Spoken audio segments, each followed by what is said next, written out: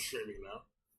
I said I would earlier today when I did a mini stream. That was about Tekken. That wasn't about this. But I said I would stream this. It's not going to be a long stream since it is late, but I will do some things in here tonight. Try to kill at least one boss. I think I can kill a boss in this episode at least. But yeah, I think I can even go to mode. I think I'm able to go to mode right now. To be honest, I don't know, but we'll see. I'm gonna test it out for one moment. What the volume's good. It sounds really low. We turn up the volume a little bit.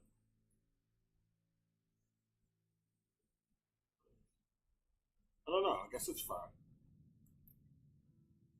Yeah, I'm gonna play some of this, but also I might be listening to some stuff in the background, just in case. I'm fighting something that's more difficult than what my level can handle, but I think I can handle most things at this level. It's not a level 1 run. I'm at level 50 right now on this DLC prep file. I got to get up there though. It needs to be higher than 50. I want to be higher than 50 for the DLC. I could probably beat Moog at 50 though. I could try.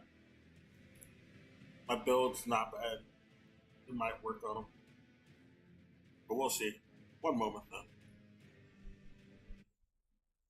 One moment. Something I wanted to listen to in the background. I'm trying to find it though right quick. I'm also kind of hungry. I ate dinner, but that was a while ago. So I might get another thing to munch on. I'll try to be subtle about it though. Where is it? Oh yeah, it's about Hollow Knight, or a Silk Song, I should say. The supposed sequel to the game. Oh, this is also about the game events. Yeah, there are so many of them. There are so many game events that happened last week that I didn't watch even half of them. So I might listen to this right quick. I want to hear them rant about this. I also want to test if my volume's good. I noticed my volume was kind of weird on my last stream. I need to adjust volume better. 1 second. Test something. Hello. Hello. Boy, you remember how covering E3 sucked ass? Yes. And like E3 died, and we're like, oh yeah. That might be good. I remember that. There were I'm gonna turn off the there were air too. 16 showcases between last podcast and today. We'll test. that If this are is this week. Would you decent believe enough to that covering continue as many on of those as I in possibly future could streams. did in fact With suck this setup. way more ass than the old E3 system? Yeah, I covered 10, I think. it's too much. Too much shit to And watch. while I was watching some of them, other of them were happening. Yeah, that's what I found out. And like, I was like, should I switch over to that? And the universal response every time was, nah, man, that one sucks. So I like, what I'm watching now sucks. Okay, so there was no middle ground here because you did them all and I did them none. And there were clearly points where it's like, oh, it would have been cool to have been live when that were to happen or not. But what, and for what it's worth, I was just spending time with family and taking a break and realizing Oh, that's good. That's good things to do. doing That's things that I healthy. think are important. So, was there a moment where the threshold went from, damn, dude, you should have been watching these two, like, and then was there radiance into what the fuck? Once.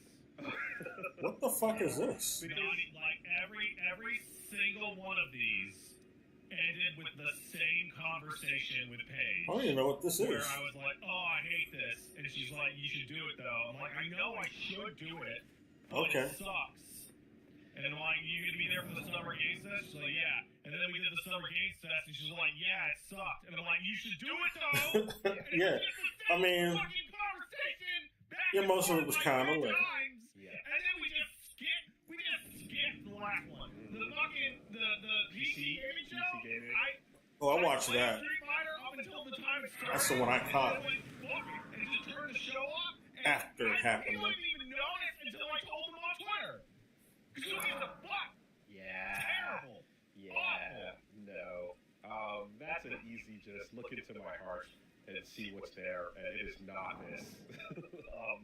I mean, hey, so obviously when Street I gotta see Fighter what that announces a crazy fucking megaton for that franchise, that's a big thing you want to be around for. It's fun.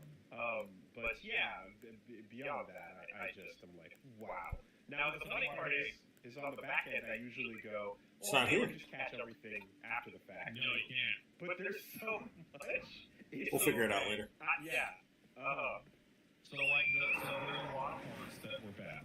Let's go there.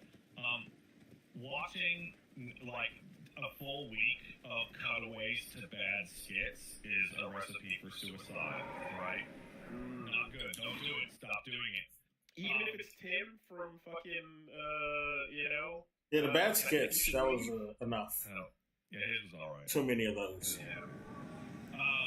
But more than anything, I completely What's up, buddy? understand why the people who are making these games do it. I I'll help you out. completely understand. It's a bloody finger.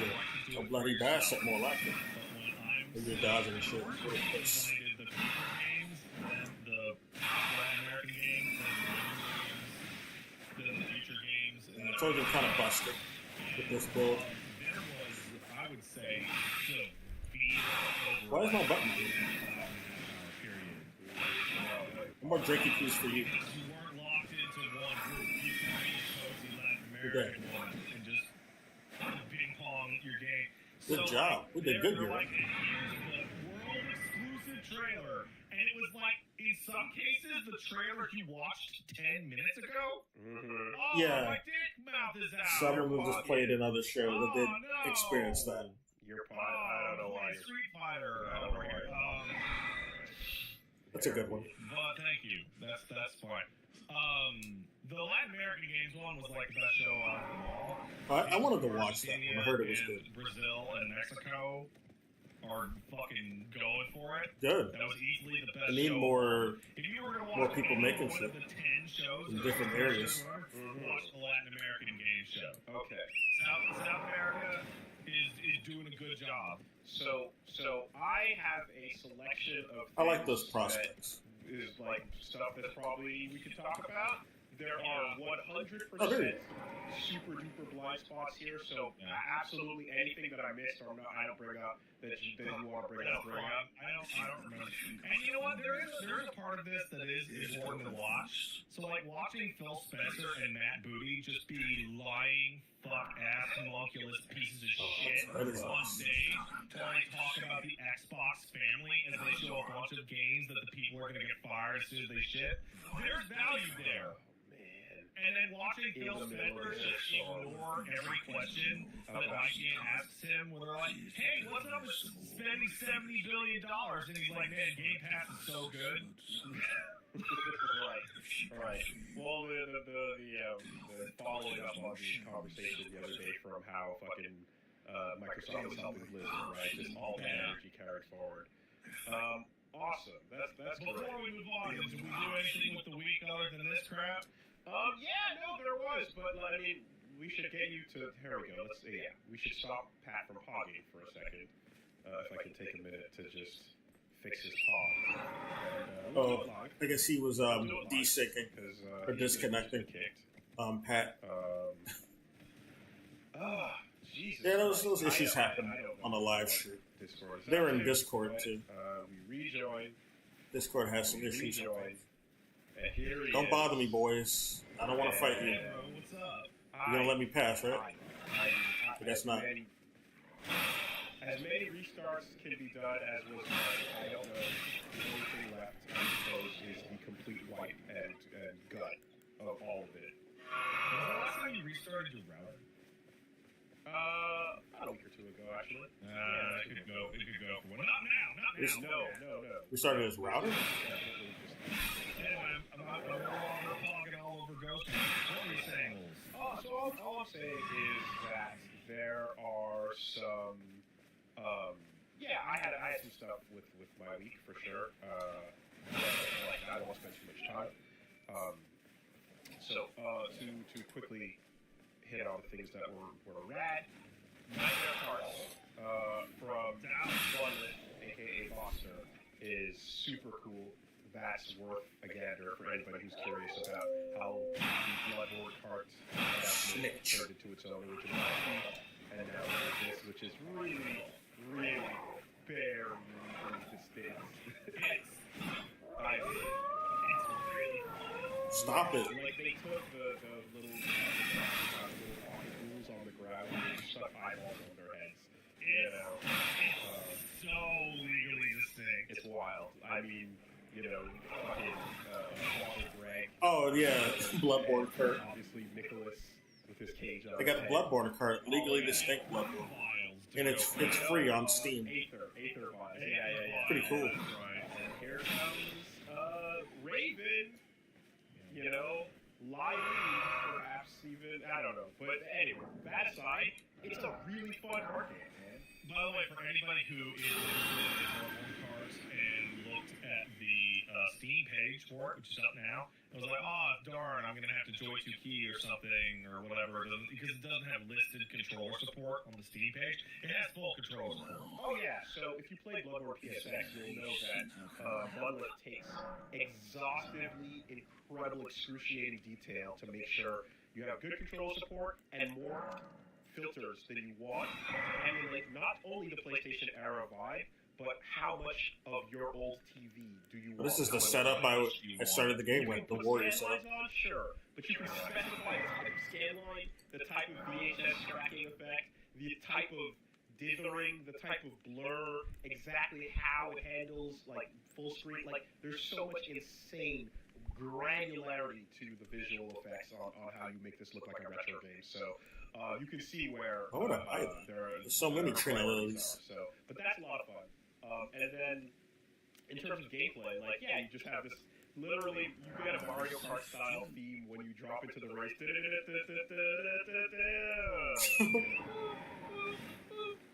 Oh, that's great. When you're playing Nicholas, you've got the cage on your head, so you're just running on foot like a madman. What's Like some other guy. Yeah. And, So Mikolash is in it. As you race I'm glad. Kart, what's fun about the way they He's probably the fastest, mascot car given his races boss is fight. He just runs the entire time. track. Do you remember old? Did you ever play? You played like original Mario Kart, right? I sure did, Willie. Yeah. So Super Mario. I Kart, never heard of that game. And Sounds like fake they actually news. got rid of the Mario first Kart. 13 What is that? coins on the ground. Or when you pick up coins, they increase your speed. And that was something that. Oh yeah, I remember that in the original. Yeah, 47 post 64. you did used to drive over coins to get speed. And you just picked up items and drifted and snaked if you were a fucker. It's funny because, like the Chocobo racing in FF7 Rebirth uses the old Mario Kart system, where you're picking up balloons to go faster. Okay, so what they did here is everyone has, like, you have Aether vials that are natural mushrooms. Those are boosts you get, and you can replenish them by drifting around corners or doing stunts, doing wacky tricks. Great. Your general These weight assholes. and handling distribution, for some parts it's real heavy. You could be a Bowser style. You could be a really Fuck, I'll just hit him. Melee. But what determines your top speed is a kill. Fuck you. There's a bunch of monsters running around. You got little ghouls and you got little Getting a bunch of skeletons staffs. and ravens crawling around, boars, and at some point I'm a mage build, so I can use them. jumps I out. don't know which one to use. Whenever you kill something, you get you go a little bit faster. So keeping that up, spending your weapons on bell racers are two things you're doing as you play. And yeah, like you have a very basic starting roster. You put some codes in, Motherfucker. everything. And Of course you're here. The hunters Ruin my day. there's a little circuit running around the house. You know, but then All the hunters? no, it's not. It's not. I can't, like I keep up with the legal. It's trade. Yeah. The Rangers nap time location. You know, it's the thing. And then you go off, and then the modified version to the side has full-on rainbow road. It's my level. Going My around stats. off into the distance as you loop back around to the house, you know. So that's why obviously the sewers are crazy because they're all 90-degree turns. And These are the levels. yeah, So you got the sewers would be a good level for really Bloodborne. fucking fun-ass thing. I'm That, glad. you know, if Sony doesn't hold you down, then Bloodlit will. And there was an interview with Miyazaki. Actually, let's listen to that shit. Fuck this interview this discussion right now. I'll come back to it. But I forgot. There's a fucking interview that Miyazaki had about Bloodborne, where they mentioned it. It wasn't about it, but they did talk about it No, not this time. No. briefly. Stop getting excited for Bloodborne. Stop getting excited for Bloodborne. I don't know, man. I think we might get. I think after what Miyazaki said, they might just be forced to deliver. They might be forced due to all the pressure they're going to be getting after, or they have been getting after what Miyazaki said in an interview. But yeah, I think I have it up. Yeah, I had it prepped because I wanted to listen to it. 1 second. Hidetaka Miyazaki. Where you at, bro? No, not this. I'm just gonna type Miyazaki Bloodborne.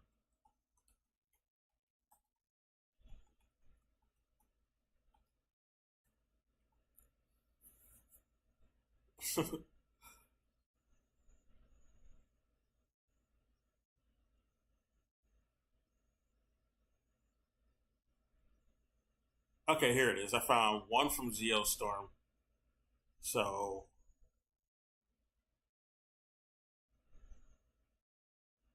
Maximilian Dude even talked about it. You know what? I might just go to Maximilian Dude's. Let's listen to his. It might be interesting.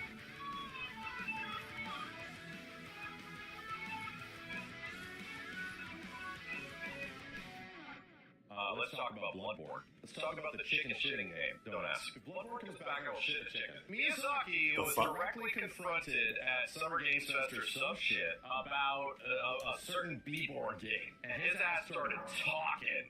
As we know, just to reconcile the information at hand, Miyazaki and a lot of FromSoft folks have gone on record saying that like Bloodborne's their favorite game they've made, and we're like, hey, me too. They love Bloodborne. Yeah, I remember Like, he they did say that absolutely at love the it, time. and it seems that And he's made more games getting since to a then. point where he might, maybe is getting sort of frustrated that Sony isn't doing anything with it. So, Miyazaki knows for a fact. What the fuck? Who killed me? Who the fuck killed If me? I say I want one, I'll get in trouble.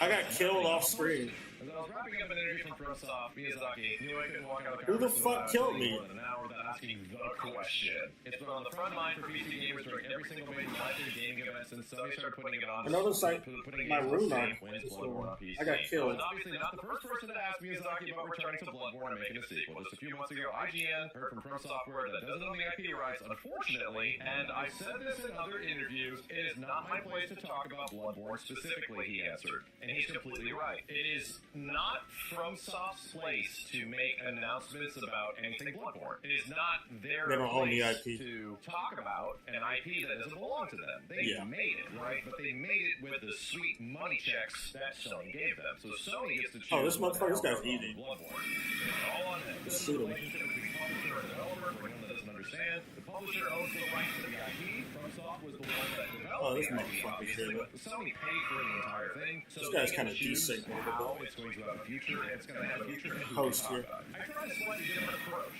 making myself the sacrificial lamb. Wes Fedlund, thank you, Wes. You sacrificed your ability to possibly ever talk to Miyazaki ever again for the good of the people. I said I'd get in trouble if I didn't ask the question. FromSoft doesn't know Bloodborne, but there are millions of PC gamers out there holding on to hope. I said, would he, Miyazaki said himself, personally like to see Bloodborne come to PC someday? This got a laugh from the FromSoft crew and a genuine answer. Here we go. The helmet's coming on. I know for a fact these guys want a Bloodborne PC port. Miyazaki said, referring to the producer and interpreter. You want to bow now? If I say I want one, I'll get in trouble as well. But it's nothing I'm opposed to. I thought that would be the end of the topic, but Miyazaki went on to elaborate. Oh my god. Obviously, as one of the creators of Bloodborne, my personal, pure, honest opinion is I love more. What the fuck? I don't have any more now? Oh, yeah, because I don't have any more. Especially as a game that is now age. One of those games of the past that gets lost on older hardware. And in any game like that, it'd be nice to have an opportunity for more players to be able to experience that and relive the relic of the past. So, as far as I'm concerned, that's definitely not something I'd be opposed to. So you heard it here. Miyazaki wants Bloodborne on PC. FromSoft wants Bloodborne on PC. So what's Sony going to do about it? From what I understand, and what I heard earlier today from some friends, is that Sony is visiting every single person that read this article, and they have the Men in Black laser gun for your eyes. They apparently made it, and I think they stuck it into the PSVR 2. So if Sony shows up to your door and they ask you to test out the PSVR 2, and they like neuralize you through the PSVR 2, politely decline. Yeah, we got him. Politely Good job. Good job. You tried. PSVR 2, please, Sony. Anyway, is this actual news? No. It's not actual news. But, again, this is why my gifts of bets and the things that I mentioned about... Yeah, I talk all over Maximilian games. I'll focus on that fucking Invader. I do like Invaders, but damn it, I wasn't ready for them. I didn't have my Invader build on. My anti-Invader build. Relatively speaking, I'm not going to put gifts of bets on something that is likely to happen related to Bloodborne. There's a good reason. If any Sony representative I'll rewind the interview. mentions the word Bloodborne, they all know. Don't get me wrong. Like all Sony first-party producers, everybody knows that if they even I need more of this. That's why I need to get this now. They're toast. Everyone's going to be paying attention to exactly what they say. They're going to be picking apart every single thing they say. So what happens? The fan base for Bloodborne is so feverishly delirious for anything Bloodborne, right? At this point, they don't say you're summoning, everybody at Sony is afraid to say anything. What's in there, Nephilim? We do need her. The fan base is ravenous. They've entered a state of frenzy. So that's why you never hear it's a real player. No, it's Nephilim. Officially happens. It be how it do. It is very interesting that Miyazaki would not respond with this with a no. I know there's we can sneak up this conversation. Get the dog this first. Conversation is about Sony. You know, that's the news from this. From the previous one and from this when he was talking about Bloodborne or addressed from the press about Bloodborne, the conversation boils down to Sony. I can't talk about this right now. I'm going to get in trouble if I mention anything about this. Feels like he's doing what he should to get the targeting reticles aimed at the right people. But I don't mean that in a dangerous, violent way. I mean that the poise into my skull. Is like flintlock loaded, and people are aiming that at Miyazaki, and Miyazaki's like, listen guys, I want it just as much as you do. Aim your gun over there. Aim your crazy Bloodborne blunderbuss. It kind of sucks having her because she like ruins what he's about to like poise broken. She like hits him and you want to go in for the repulse. That's why I don't like summoning her for this. She fucks it up. But we got her. That was gonna fucking repulse the shit out of him. And Nephilim fucked it up. Miyazaki talking about Bloodborne. This is the most they have talked about Bloodborne, and literally put Bloodborne references and shit since Daracene, dude. And Daracene was 2017. For God's sake, dude. And I'll rewind this conversation. I want to comment on it. Have gone on record saying that like Bloodborne's their favorite game. Okay. And we're like, hey, me too. They love Bloodborne. It's good shit. Love it. Okay, now where the fuck am I He's really? getting to a point where he might, maybe he's getting sort of frustrated that Sony isn't doing anything with it. So, Miyazaki knows for a fact. Okay, well, fuck it. If I say I want one, I'll get in trouble. But it's nothing I'm opposed to. As I was wrapping up an interview from Miyazaki knew I couldn't walk out of the conference without sitting more than an hour without asking the question. It's been on the front line for PC gamers during every single major live stream gaming event since Sony started putting games on Steam. When's Bloodborne on PC? I was obviously not the first person to ask Miyazaki about returning to Bloodborne and making a sequel. Just a few months ago, IGN heard from From Software that doesn't own the IP rights, unfortunately, and I said this in other interviews, it is not my place to talk about Bloodborne specifically, he answered. That's Miyazaki. Right. It is not FromSoft's place to make announcements about anything Bloodborne. It is not their place to talk about an IP that doesn't belong to them. They made it. I wish they just sell the IP back to them. Sweet money checks that Sony gave them. Sony ain't doing gets to shit choose with what the hell goes on with Bloodborne.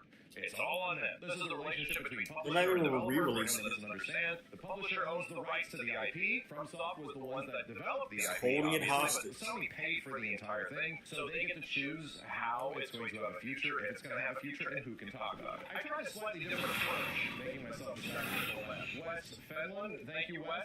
You sacrificed your ability to possibly ever talk to Miyazaki ever again for the good of the people. I said I'd get in trouble if I didn't ask the question. FromSoft doesn't know Bloodborne. There are millions of PC gamers out there holding on to hope. I said, would he? It's going to be emulated regardless. Personally, like to see Bloodborne come If it doesn't get an Sunday. official port, it's going to be From emulated. the FromSoft crew and a genuine answer. Here we go. One way or another, the PC's getting it. Oh, you see. What the hell is going on? I know for a fact these guys want a Bloodborne PC board. Miyazaki said, referring to the producer and interpreter at the conference table near him. If I say I want one, I'll get in trouble as well. But it's nothing I'm opposed to. I thought that would be the end of the topic, but Miyazaki went on to elaborate. Oh my god. Obviously, as one of the creators of Bloodborne, my personal, pure, honest opinion is I love more players to be able to enjoy it, especially as a game that is now Thanks, Miyazaki. Thanks for looking one up. of those games of the past that gets lost on older hardware. I think any game like that Miyazaki is a an G. opportunity for more players to be able to experience that and relive the relic of the past. So, as far as I'm concerned, that's definitely not something I'd be opposed to. So I want more people to play it. Cough, Sony. So Fucking re-release it on other platforms. What I heard earlier today from some friends is that Sony is visiting every single person that read this article, and they have the Men in Black laser gun for your eyes. The neuralizer? I think they No, that's a neuralizer. Kind of gun. It's like so if Sony shows up to your door and stick. asks you to test out the PSVR 2 and they like neuralize you through the Yeah. PSVR 2, politely decline. Politely decline that don't neuralize me through the PSVR 2 through Sony. Anyway, Fuck the is this PSVR. actual I don't news? care No. about that shit. It's not actual news. But again, this is why my gift sub bets and the things that I mentioned about Bloodborne Kind of back showing shot. up in some of these things are so high in gift subs. They are so ridiculously Fuck high off, because dude. Sony has almost gone out of their Fuck way to avoid off. this shit for now what is going on to be like 10 years or some shit. Relatively speaking, I'm not going to put gift sub bets on something that is likely to happen related to Bloodborne. There's a good reason. If any Sony representative even mentions the word Bloodborne, they all know, don't get me wrong, like all of Sony first-party producers, everybody knows that if they even mention the words Bloodborne in any way from an official representative, they're toast. Everyone's going to be paying attention. Just fucking release it. Everybody knows we want it. So what happens? Why? The fan base of Bloodborne is so feverishly Why are they like this furious fucking for game? anything Bloodborne, right? At this point, they don't say shit. Everybody at Sony is afraid to say anything. They don't even talk about liking Bloodborne. The fan base Can't is even talk about ravenous. liking They've entered a state of frenzy, so that's why you never hear anything about it, right? Until something officially It's happens, mental. If you know how to do, it's very interesting that Miyazaki would not respond with this with no Fucking- comment. Within this conversation is about Sony. You know, that's the news from I hate from the Sony, previous dude. one and from this I one, fucking he was hate talking about Bloodborne or address from the press. It's so weird about this Bloodborne. one fucking The game. conversation boils down to The only game I even cared about having ported right now. I'm going from to get in trouble PlayStation. if I mention anything They're about not this. doing it Feels again like he's with doing it. what he should to get the targeting reticles aimed at the right people. But I don't mean that in a dangerous, Oh. violent way. I mean that the It's the wrong shit. gun that is like flintlock loaded, and people are aiming that at Miyazaki, and Miyazaki's like, listen guys, I want it just as much as you do. Aim your gun over there. Aim your crazy bloodborne blunderbuss in this direction. To be real, well, nobody's shooting at Miyazaki. We know he doesn't own it. This makes Sony seem painfully weird about Bloodborne. Almost look like they hate Bloodborne fans. We can't stand them. And I've been saying this for years. Sony hates Bloodborne fans. They hate you. They hate everything that Japan studios made. It seems. They don't want to release anything they made.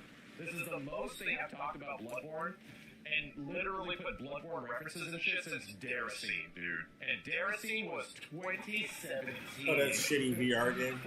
Well, it was probably good, but I don't like it. So it wasn't interesting to me. It probably is good. I mean, the one VR game I probably would like. I played it. References all over the place in the game that were little Easter eggs. People were thinking that was like hints at there being more Bloodborne. There's not any Miyazaki content that I don't like, to be honest.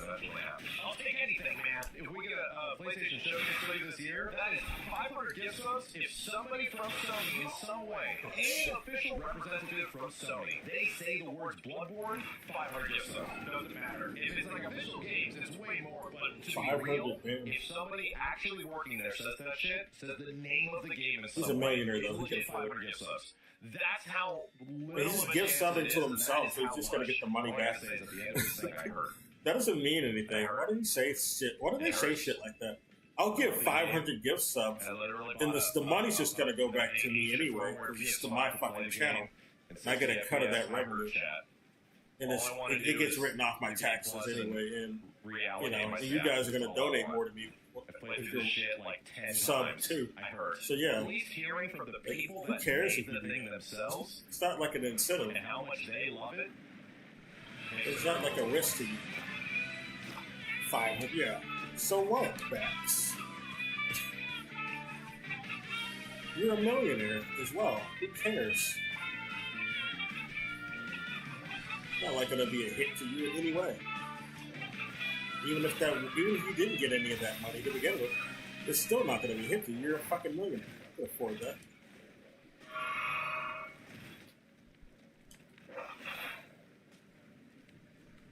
Fuck these motherfuckers. I'm not fighting them. There's too many of them. Like, I didn't fight them on my level 1 run. But damn, they're still assholes even on this run where I am leveling up. Get the fuck away from... Oh, yeah, we need to get this. Let me just get this right quick. Let me just get this right quick, you little motherfuckers. Fuck! No! Get the fuck off me. Okay, it's not even worth it. It's not even worth it. Then we'll get this before we go. Oh, these fucking damn... Fuck. Thank God we can jump in this game. At least. Fuck. I ran into another corner, though. Wasn't trying to. Why are there so many damn dogs at this school, man? Is this a fucking university or a pound? The hell is this? Are they learning? Or are these just students that were turned into dogs? It might be, to be honest. It might be a punishment. This is their version of detention at this magic school. Probably is the case. This is Hogwarts. I remember some kids being turned into animals on their, by their own accidental hands, but I think it might have been a punishment too. Where's my fucking rooms? We're gonna just go get those. We don't want to hug you, dude. Get the fuck away from us. Oh, is my game crashing? Okay, no, it just stuttered for a moment. That's weird. I've never had that happen. I've never had that happen. That's why I wanted to get a new setup. I'm not going to be able to get my new setup until a month from now. So we'll just do with what we have, and I'll get my setup a month from now. My new one. I was hoping to get it this week, but some stuff came up, some bills. And some stuff I just have to leave in savings.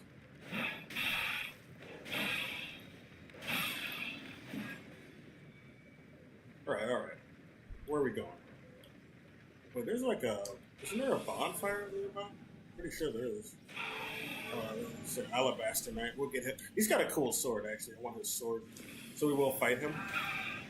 Shit. And I'm a magic build, so I'll be able to use it. Oh, fuck off. Get the fuck away.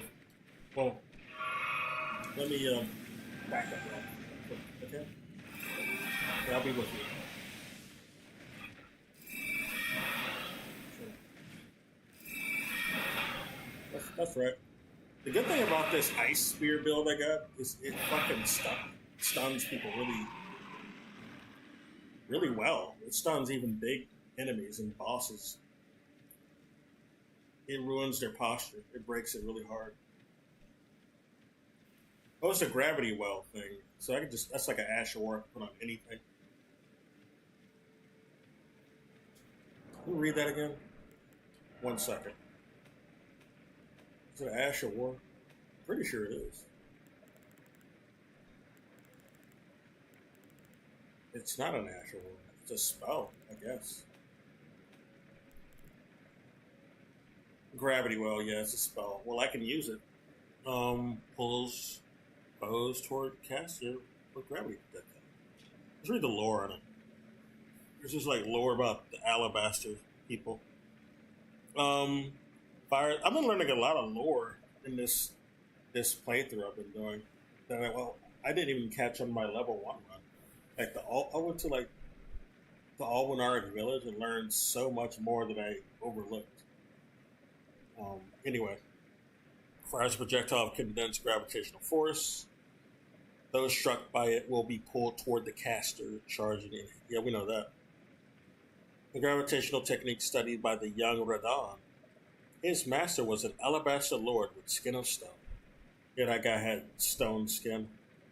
So he went to he's from the same people that taught Radon, who was a boss who's hard as fuck at level 1.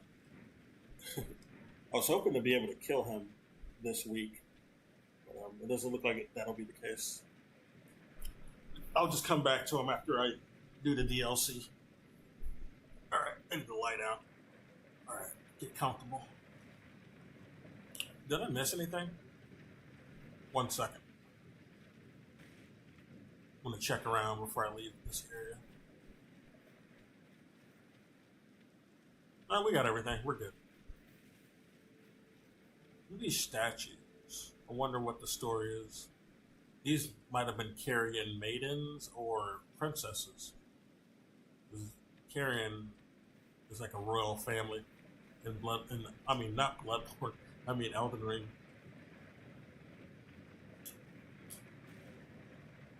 So that could be royalty for all I know. There's statues of them, so that would make sense. All right, let's go get that side of grace before I go to the next.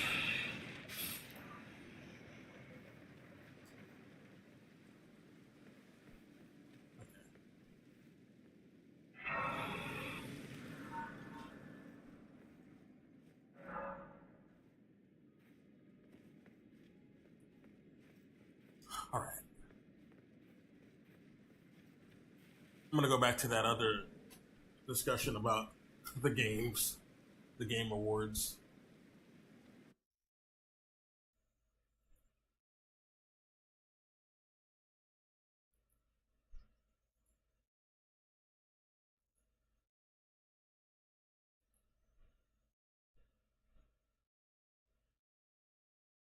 Oh, actually, there is the Zealstorm video. I might listen to that too. We'll listen to that one too before we go back.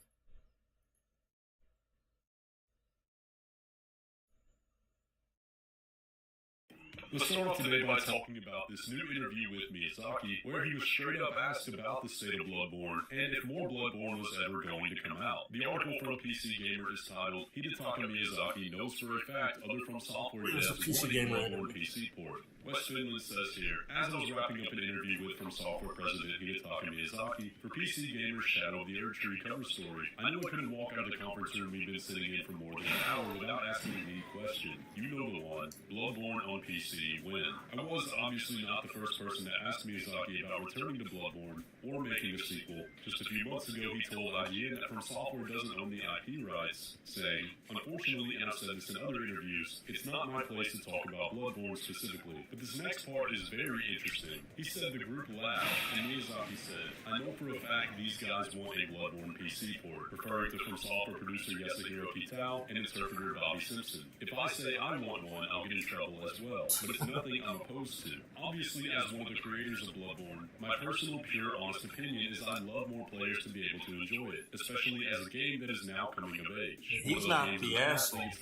Sorry. I think any game like that, it'd be nice to have an opportunity for more players to be able to experience that and relive this relic of the past. So as far as I'm concerned, that's definitely not something I'd be opposed to." So we have quite a bit to break down there. Just a little refresher for those of you that may not be up to speed on the current state of Bloodborne. Bloodborne is not actually owned by From Software. Even though they're the primary developer of the game, the IP or business ownership of the Bloodborne name does not belong to From Software but Sony. And on top of that, another company that was majorly involved with Bloodborne was Japan Studio, who were co-developers of the game alongside From Software. Now, the full extent of Japan Studio's involvement has never been fully explained, and we don't know exactly how much development they did, but their name is still listed when you start the game. And we'll talk about that more in a little bit. But I say all that to communicate that the reason Miyazaki says that he can't talk about Bloodborne, or even say that he wants a PC port himself, is because for legal reasons, the idea of Bloodborne does not belong to him. Now, if you will speculate a little bit, it could also be the possibility that he knows what's going on with the IP over at Sony and can't talk about it for that reason. But again, we'll get into that idea in a little bit. The other thing that was interesting is the fact that the group all laughed when asked about the PC port. So even From Software themselves are aware of how much the fans want it. They want it themselves, and I'm sure they understand how ridiculous the situation is that we haven't gotten it yet. Especially if you've been keeping up with the games that have been coming to PC from PlayStation. Pretty much everything except Bloodborne. All of their big console sellers. So right off the bat there we have to ask, well, why not Bloodborne? Is there a very solid reason of why Bloodborne hasn't been ported while these other games have? Well, we have to acknowledge that the other From Software game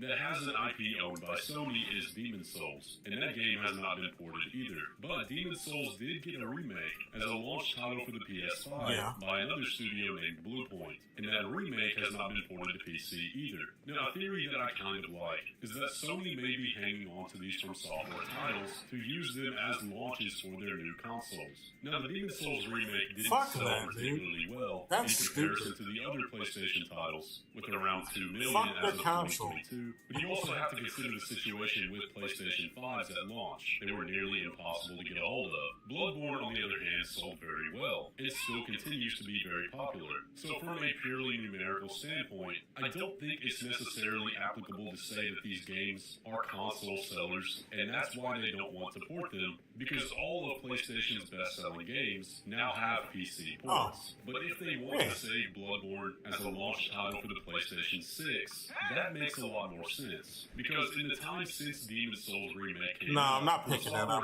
I'm not one of the top game studios in the world. Elden Ring is one of the craziest not stupid. stories in game history. Don't try to fool me. You're not going to get me banned. Of both the From Software name and the Bloodborne name, I think that's pretty realistic. But if that is true, and they have a reason to not want to do a PC port, that only makes sense if what they have in store is a Bloodborne remake. Now, why is that? Well, I think the simple answer there would be modders. If Bloodborne came to PC, it would be modded to oblivion. People would never pick up anything somebody online gives you. Might be some shit to get you banned. They'll basically do the same thing.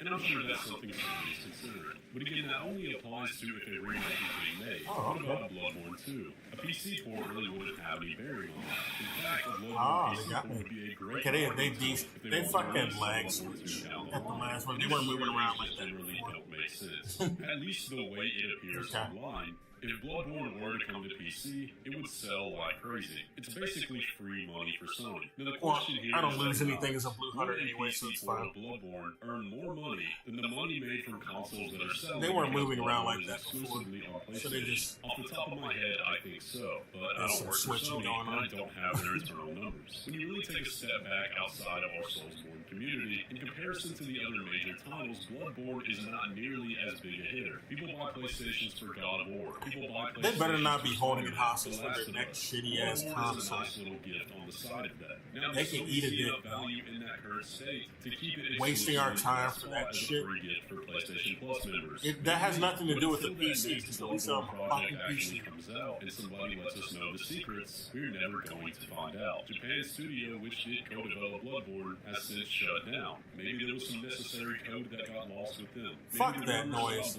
I don't believe that at all. To work with Berry as well. Now, I don't believe that about, oh, it lost the code. It's just all Where's the part proof the of mystery. this? What I do think is most likely, and does seem to be indicated, is that whatever They didn't lose no fucking code. They got the code, the Shadow of Colossus, which came out years ago. It's made by Japan Studios as well, so shut the fuck up. By an entirely different company, the minds behind it are going to be different. Yeah, I'm sure that's also made by Japan Studios. Oh, damn it. I don't. Okay. They probably would have let us know that by now. But after years of silence about the game, No, it's Team Ico. I has thought been Japan hinting at it Studios quite a was bit like recently. But man, this whole thing has been crazy. The state of the Bloodborne IP is such a huge mystery that can be solved very clearly with a little bit of truth. But every time we hear something official about it, it's cryptic. I don't think it has anything to do with lost code. Do you think there's a future for Bloodborne? That's And cool. what form do you They think just don't want to that's re-release it. Anyway, guys, that is going to do it for the video today. And if it's for a stupid reason like, oh, we want to wait for the PS6, they can fuck off. But with all that, I'll see you in the next They can go fuck themselves if that's the real reason.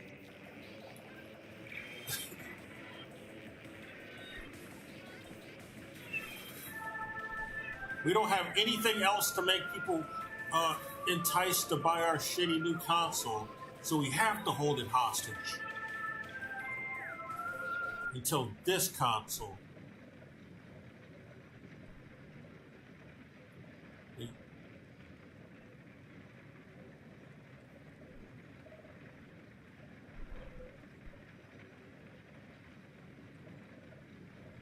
All right, some shenanigans.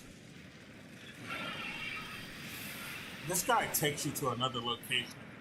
Let him eat you, but we're not doing that today.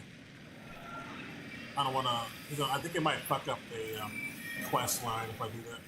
I don't want to do that. I'm trying to get my quest lines good for this run. My DLC character. Yeah, don't do your shit.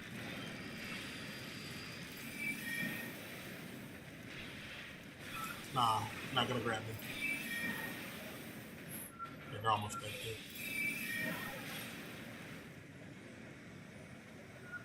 Yeah, they take you to the Volcano Manor, or a section of it. Because that's what happened on my level 1. That's something I did not know happens. I didn't know that on my first go-through of the game. But it happened on my level 1 character. That's a pretty handy shortcut. Like you can do a lot of sequence breaking in this game and skip to other areas really easily. Once you just accidentally falling into traps like that. Like this is a trap, but it's also like it's a way to get a shortcut to an area you be able to access it. That's further through the game. I noticed you don't have to beat any bosses to even do that. Like you can do that without beating any bosses. And in retrospect, when realizing that you don't have to fight. You don't have to fight Morgat. Well, he's Margit at the beginning of the game because you don't want you to know he's Morgat yet. But yeah, you don't have to fight him. You don't have to fight Godric. You don't even have to fight Renala. Because you can access this area without fighting any boss. You can walk straight to Liana Lake, find that key where that dragon is, and just come right over here. And then you can go get caught by that fucking puppet that I just killed down there with the chainsaws, the chain wheels. And he'll take you right to Volcano Manor. All without having to kill any boss. Already damn near halfway through the game just doing that. You didn't have to, that's like a speed run strat, I think.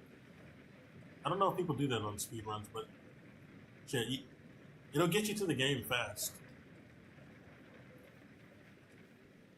They get you to another area fast, access to it. Like, I know people were talking about, I don't want to replay this game because it's so big and it takes so long to get somewhere, but it doesn't, though. Like, when you know you can do shit like that, it's not going to take long to get anywhere. Yeah, let's go back.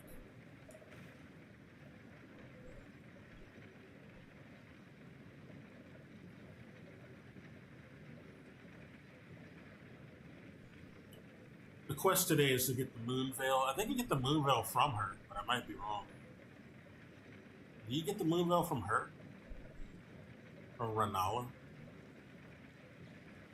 Well, we'll see.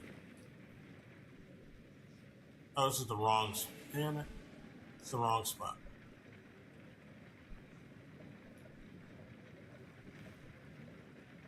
And then we gotta go underground to get the other katana that I have to acquire for my build that I'm trying to get going. We will also have ice powers on that one, but not only ice powers. Of course, the moon veil is not an ice weapon. It's magic. But the katana I want has ice built into it. And who knows? There's some new katanas in this new DLC, so I might switch it up in the new DLC. But starting off, going there, that's what we'll be working with until I get a better new DLC weapon. And then if it's a cobalt theme, damn, we're totally committing to that. Because I'm trying to commit to a theme here, a cobalt theme. Either way, we're going to be trying out damn near every weapon we want. So I'm going to try to do more of a quality build. A quality build across the board. So I might level up over 120. But mainly we'll be committing to magic and arcane and dex.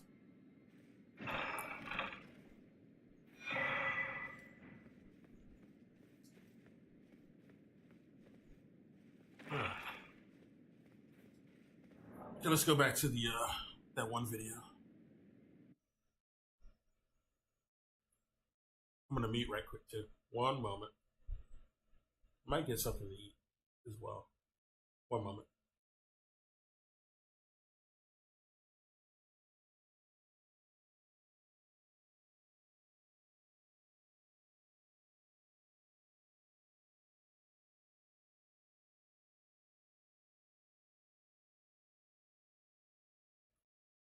Okay. Oh shit, I'm dying.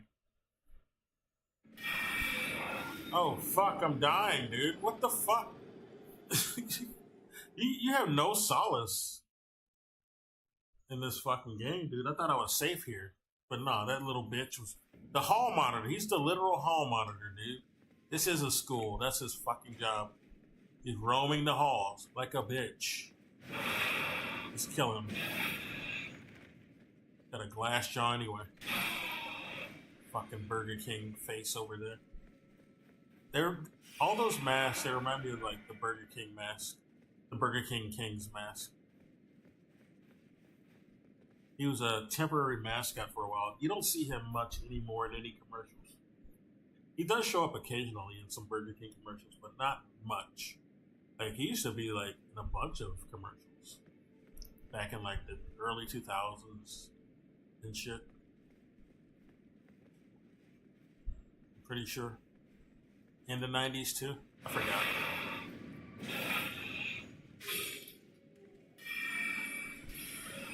Oh, there you are. Okay, where's the party pot? The party kegger. He's gonna start spinning. That's what I recall last time. Yeah. I'm just gonna shoot you.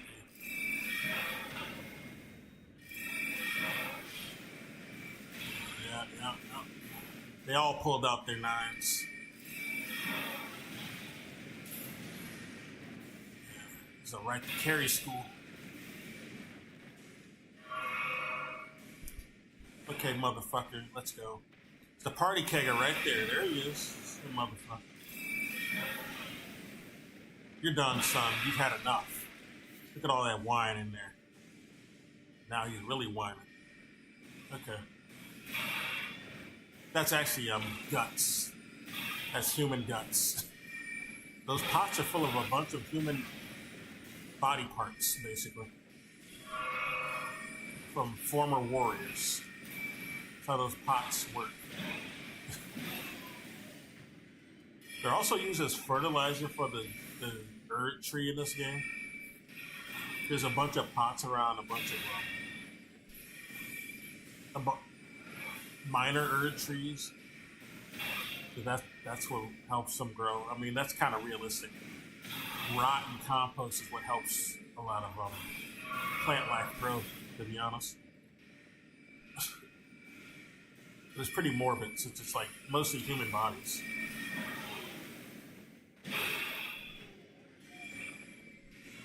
Alright, see what we got here.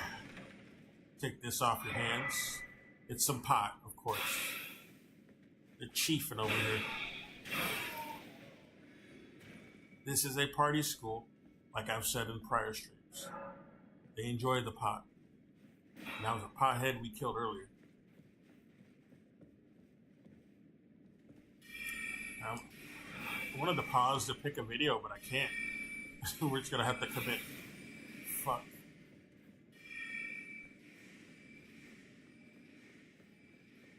You know what? I might. No. I know what I'll do.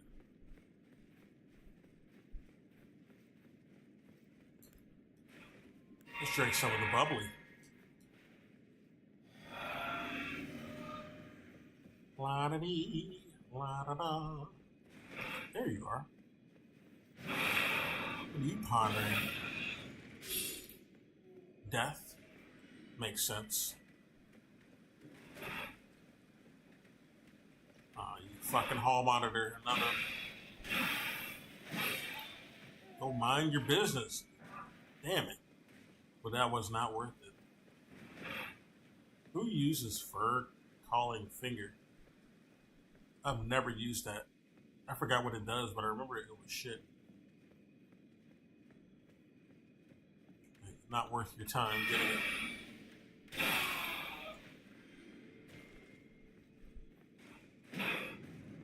Yep, I remember. That's the boss fight.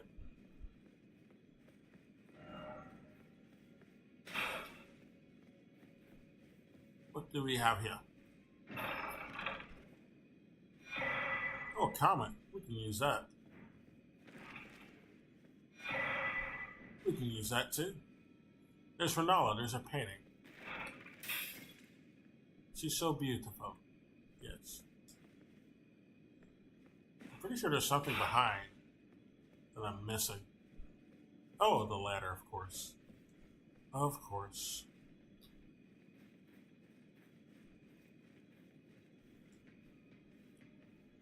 You know, I used to work in a university. It was just like this. Not exactly. This is a more rustic university. Not anything like the one I worked at.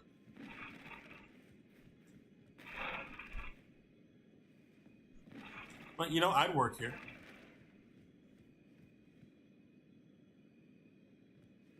Did I go in a circle?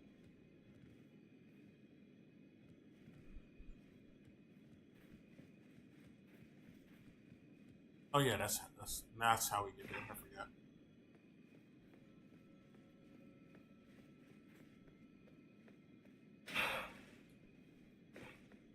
Just want to make sure there's no walls I can break. No. We're good to go.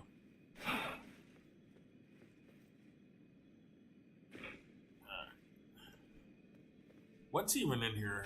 I always forget what's in here, but I've been in here multiple times. Oh, there's a little pothead. Let's kill him. I don't want him waking up. This either. Not gonna fool me. You guys, you're gonna wake up. See? See what I tell you? You guys are a bit too young for university, don't you think? Don't belong here. What's this? Oh, a talisman. That might be useful. I forgot what it does. I was never a mage build until now, so I had no reason to really care about that talisman since it's like magic based. Let's see what it does though. Might want to put it on. Whoops. What does it do? Oh, raises the power of my spells. Well, that's good. Potency. Talisman depicting a school of graven mages. Yeah, the nightmare of the academy. Yeah, these are actually the souls of mages. It's kind of fucked up. The primeval current. It's kind of like the purging stone in Dark Souls 1. That's what this is. This is a variant of what the purging stone was in Dark Souls 1. Well, not what it does, but what it's made of. Because the purging stone in Dark Souls 1, it cured curses. This is a talisman. It just gives me more powerful spells, or makes my spells powerful. But the similarity they share is that they're made from the souls of people. So that's why it's pretty morbid. The nightmare of the academy. The primeval current is a forbidden tradition of glintstones to sorcery. To those who cleave to its teachings, the act of collecting sorcerers to fashion them into the seeds of stars is but another path of scientific inquiry. So it's just telling you that this shit is made from sorcerers. All right. This is like that one scene in Nightmare on Elm Street, what was it, 3 or 4? Where Freddy's eating a pizza and he picks up, there's a bunch of meatballs on a pizza and all the meatballs are the souls of the people he's killed, basically. They're all a bunch of screaming heads, but they're supposed to be souls. He says he loves soul food when he was talking about it. Yeah, that's what those meatballs represented. Souls. That's what that shit is. That's a big old meatball. There's a bunch of people in that one meatball.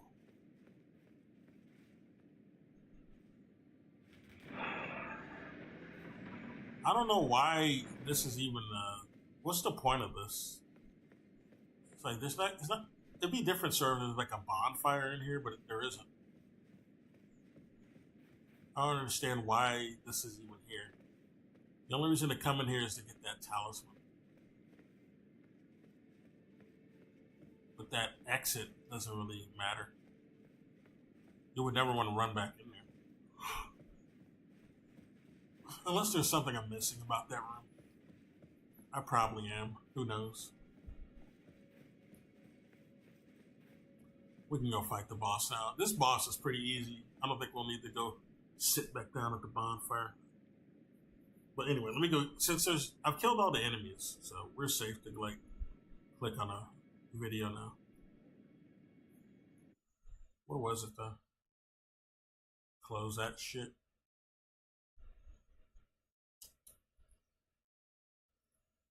Yeah, we already watched that.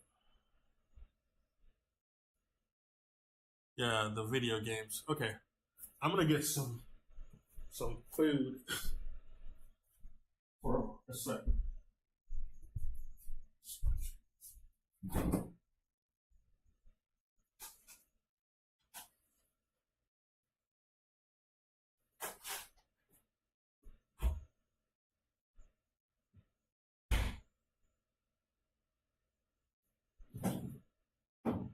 Where's my root beer? I have a root beer.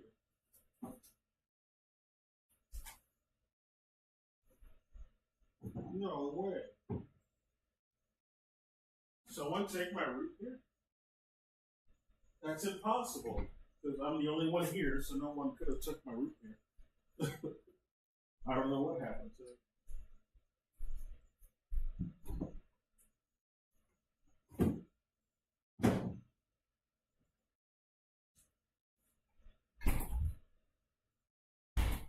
Well, that's odd. Where the fuck is it?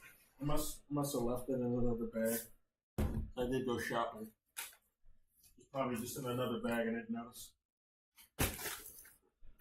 Probably lukewarm then, if that's the case. Oh, here it is. I found it. Yeah, it was in a bag. We'll just drink that later. I got another drink. It's a bottle of drink. A fancy bottle. Anyway, I'm here. This will tide me over until I get something real in my stomach. It's a small muffin. There's a lot of codes that you can use to unlock stuff, and there's one code that people found that it seems to do something, but it doesn't, and the code is just typing in, I changed my mind. We're still talking about Bloodborne. Like, was this her way of putting in a cheat that let all the Bloodborne Wait. back in the game? Let me go back. I kind of missed what they said. Seems to do something. It's like, don't use that. Sony doesn't hold you down, then Bunlith will. You will be able to appreciate the Nightmare Cart IP. Not to mention, it's got friends like Susie and Gianni in on the voices there too. All friends of the show. Yeah. So. Oh yeah, I know those guys. Usually, when a company is like, "Don't use that name. We like that name," you're like, "Oh, is something coming with that?" No, not this time. No, there's nothing. Stop getting excited for Bloodborne. There's a lot of codes that you can use to unlock stuff, and there's one code that people found that it seems to do something, but it doesn't, and the code is just typing in, I changed my mind. And the thought is, like, was this her way of putting in a cheat that let all the Bloodborne shit come back in the game? Like, you know, but I think, like, instead of tapping fate, it just does not. Yeah. But anyway, that's out there. And it's free. You can go get it on Steam now. You can also get it on... Where's my bubble? And as a free-ass game, you can play whatever you want. And the game has nothing to play with it. It's absolutely well done. So, go ahead. Have some fun. You should look at it. And have some fun. It's you know, it's single development. But I mean, the shit that you do a four-player race, you get a bunch of CPUs involved, battle mode, there's mode, story, and unlocking progress, and there's like, it's a game. It's not just a quick little, you know, it's actually a full thing, especially compared to the level of PSX at the before. Oh, this didn't need to be so hard to get. It just needed to be a little bit around this. Yeah, but no. Just hit him. And there's original bosses. Oh, he got me. And shit, so same kind of thing going here. Just like way understanding the assignment and over achieving on it. Great game. The other thing I did was so I'm about, I think, like an hour and a half from finishing Crow Country. I didn't beat it yet. So this is an awkward place to be your at. controller die, and I was like, oh! Yeah. It was nerve-wracking. Yeah. This is a really awkward place because I can't talk about much because I'm right in the middle of, you know, the denouement of that game. Once you get into the basement, the elevators. Yeah. He's playing that Resident Evil, like it's called Crow Story or something. Yeah. So we will talk more about that. I don't know anything about that game. It sounds cool. I wanted to do it and we could, but because I broke up at this time. So, a very bad Reggie did I fucking dodge. Get real, dude. Don't usually account for. I think I've forgotten as well. Like, whatever estimated time is also of course it's really time. But screen time is also much longer. So there's another factor too. Reggie and I stopped at 479 the games we play. You're not using your brain. It's not read brain. It's not summarize A the way you would. We stop at voice all night into the game. So I'm like, oh yeah, badass. It's too far. You know, anyways, all that to say, we should be getting back quick. So how do you like Crow Country? It's a fun little survival horror thing. I had a whole guesses about what's going on, and we'll see how accurate those are. Also had a bunch of guesses. I was way off. Okay. We'll see what we had. All right. I will say that as you know, that's the thing part where I'm like, I know that I'm missing the nostalgia hooks on some of the way things are playing. it's like almost like Baccarin in its nostalgia juice. But it's very clear every time the world updates because you've gotten the next feature, this sort of thing. That there's a fuck you hallway that you can never really trust. There's some enemies that you're like, I'm not gonna waste my ammo on you, and then they throw in some big fucks, and you're like, okay, now you have to waste some ammo one way or the other. And then all the things too where I'm like, hey, I made it how far into the game without finding a second gun? God damn it. Being summoned? What the fuck? I think one of the game's like real genius parts is that Get real weird. you clear out you clear out We'll die here, I guess. always the one. Like whatever main thoroughfare you're gonna use to get to other places, clear that out. Oh no, it got repopulated with monsters when I updated Oh, there they are. World State or Quest or something, right? Mm-hmm. And there's a point where you gotta figure right now where spike strips start to get thrown down. On the I was drinking. And you're like, hey, guess what? You literally cannot run around the enemy. Hey, buddy. You Hey, will though. take fucking damage going through the throat. Yes. Unless you support Oh, they're already doing pasta. They're dead. The fucking head We got 'em. was the one. And you're like, you're just not getting out of here. Or a grenade is not going to work because it's a hedge maze. But that was So easy. you're throwing it too far from where you're supposed to be. And using things like shooting a chandelier to land on something, like, good luck setting that up, because it takes so long to aim at the chandelier to time it. So I put the plan into effect and failed at least 2 or 3 times. But the other things that are interesting are like, hey, you need ammo, you can run back to your car, but you gotta run back to your car, Yeah. On hard, so I'm finding out now that the spike strips are hard mode only. Oh, you mean literal spike strips? I thought you were... I have no idea about what this game entails. They're talking about it. I mean, A couple feet forward, it's from the other wall to 80 across the room. So monsters can cross from those walls, and you have to go. I thought you were using a car metaphor to say... okay, buddy. So what we are getting is the little people blobs, and then we're getting gas mines on the ground, and fake items on the ground. Fake items on the ground is so dirty. It's disgusting. 5 times. Fake items is disgusting. The bear traps are always there, as well as now the crows, burping gas at you. So, I'm gonna skip this part. Things, but yeah, They're talking about esoteric shit. I don't. Burping gas at me and poisoning me. I haven't played was, this. the loudest. I wanted to hear them talk about the game shows. Like, what did they show? You're just talking about your playthrough of a game. I don't know. Then there was a hilarious. I don't even know what the solution was, but brute force it by ringing that bell. No, he's just talking about this game. Why did he title this fucking thing? Or the title is all wrong. Whatever, Wooly. Yes, that's Wooly versus. That's what we were listening to.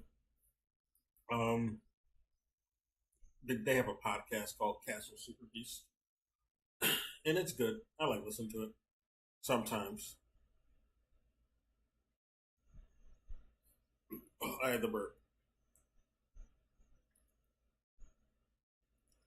Yeah, we're gonna look at the Hollow Knight one because that's a good one.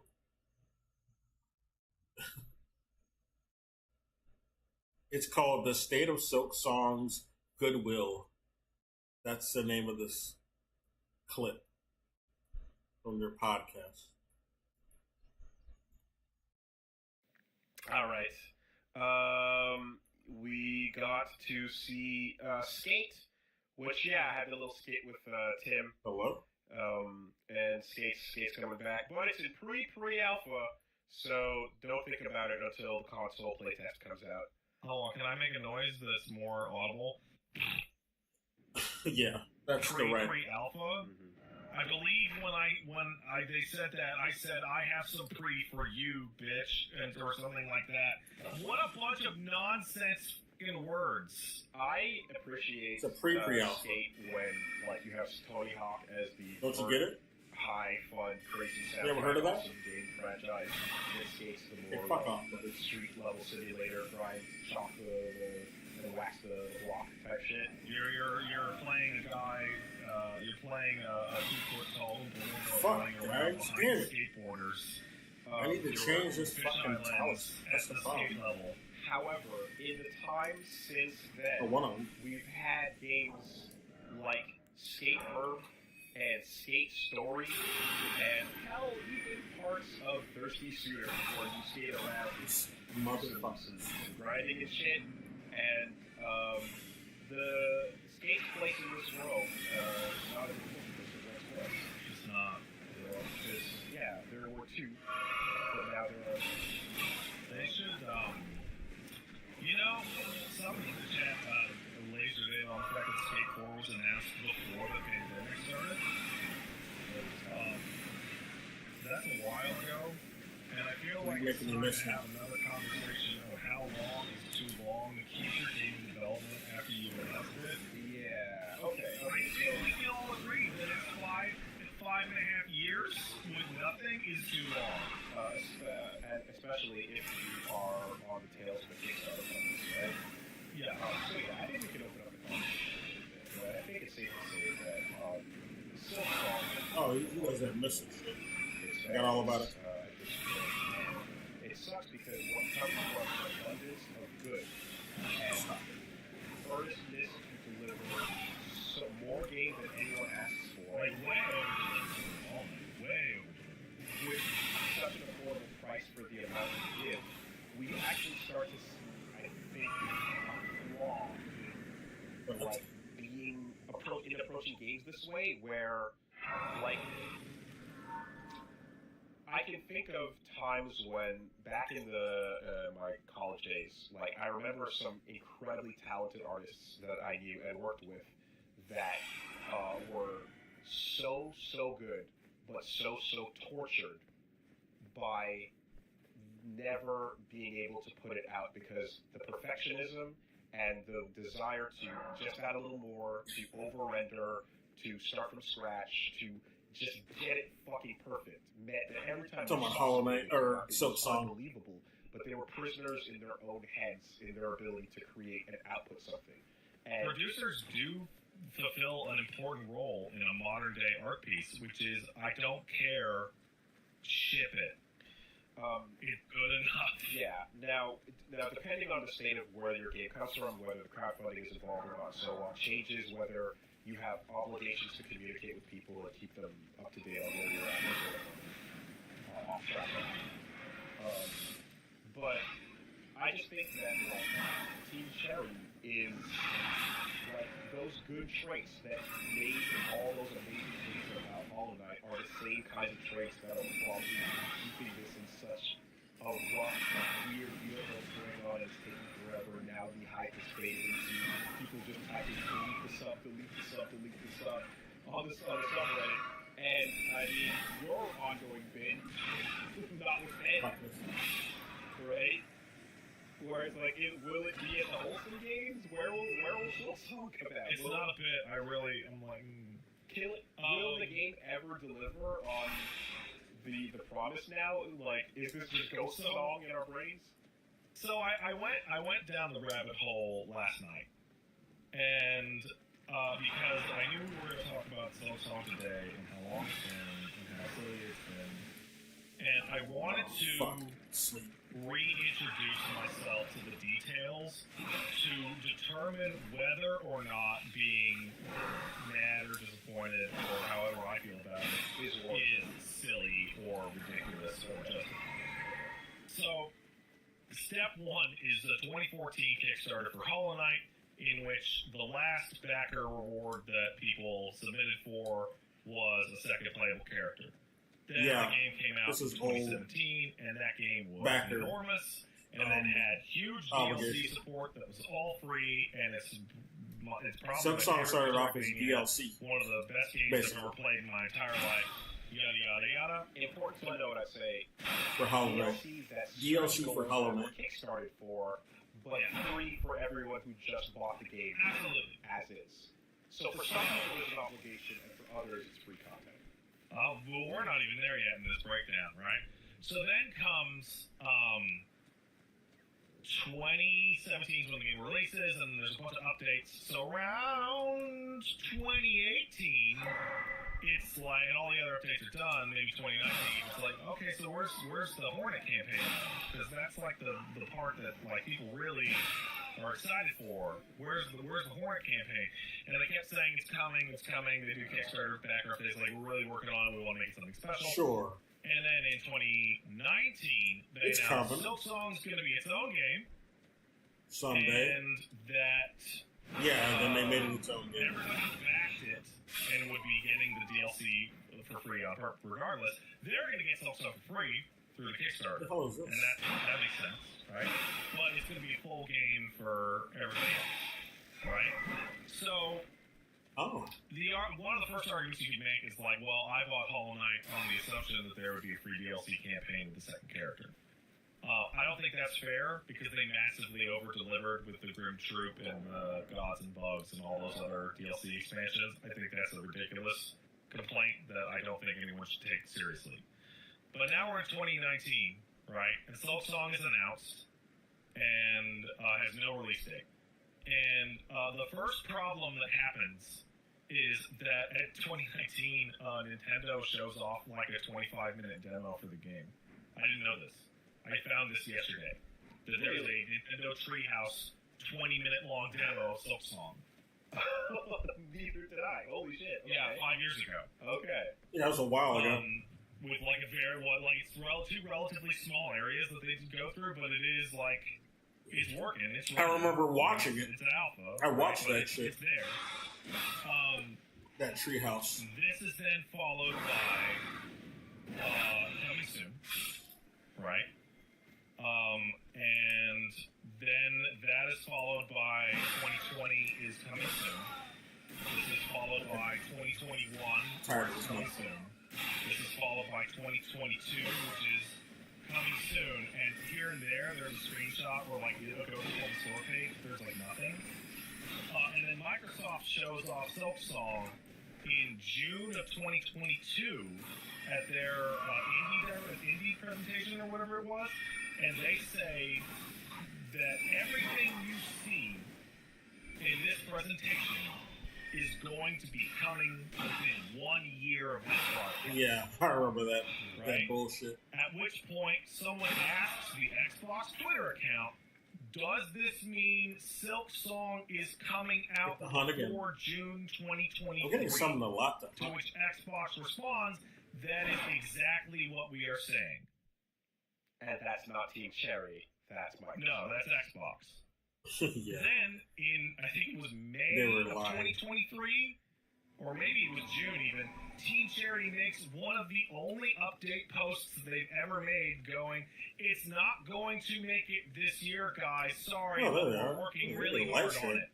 He's probably dead. And that's it. He's going to die. That's the whole story of Silk Song. Okay. So, literally nothing other than... Before that 2023 Team Cherry post, what was the last one? You're dead. That's right.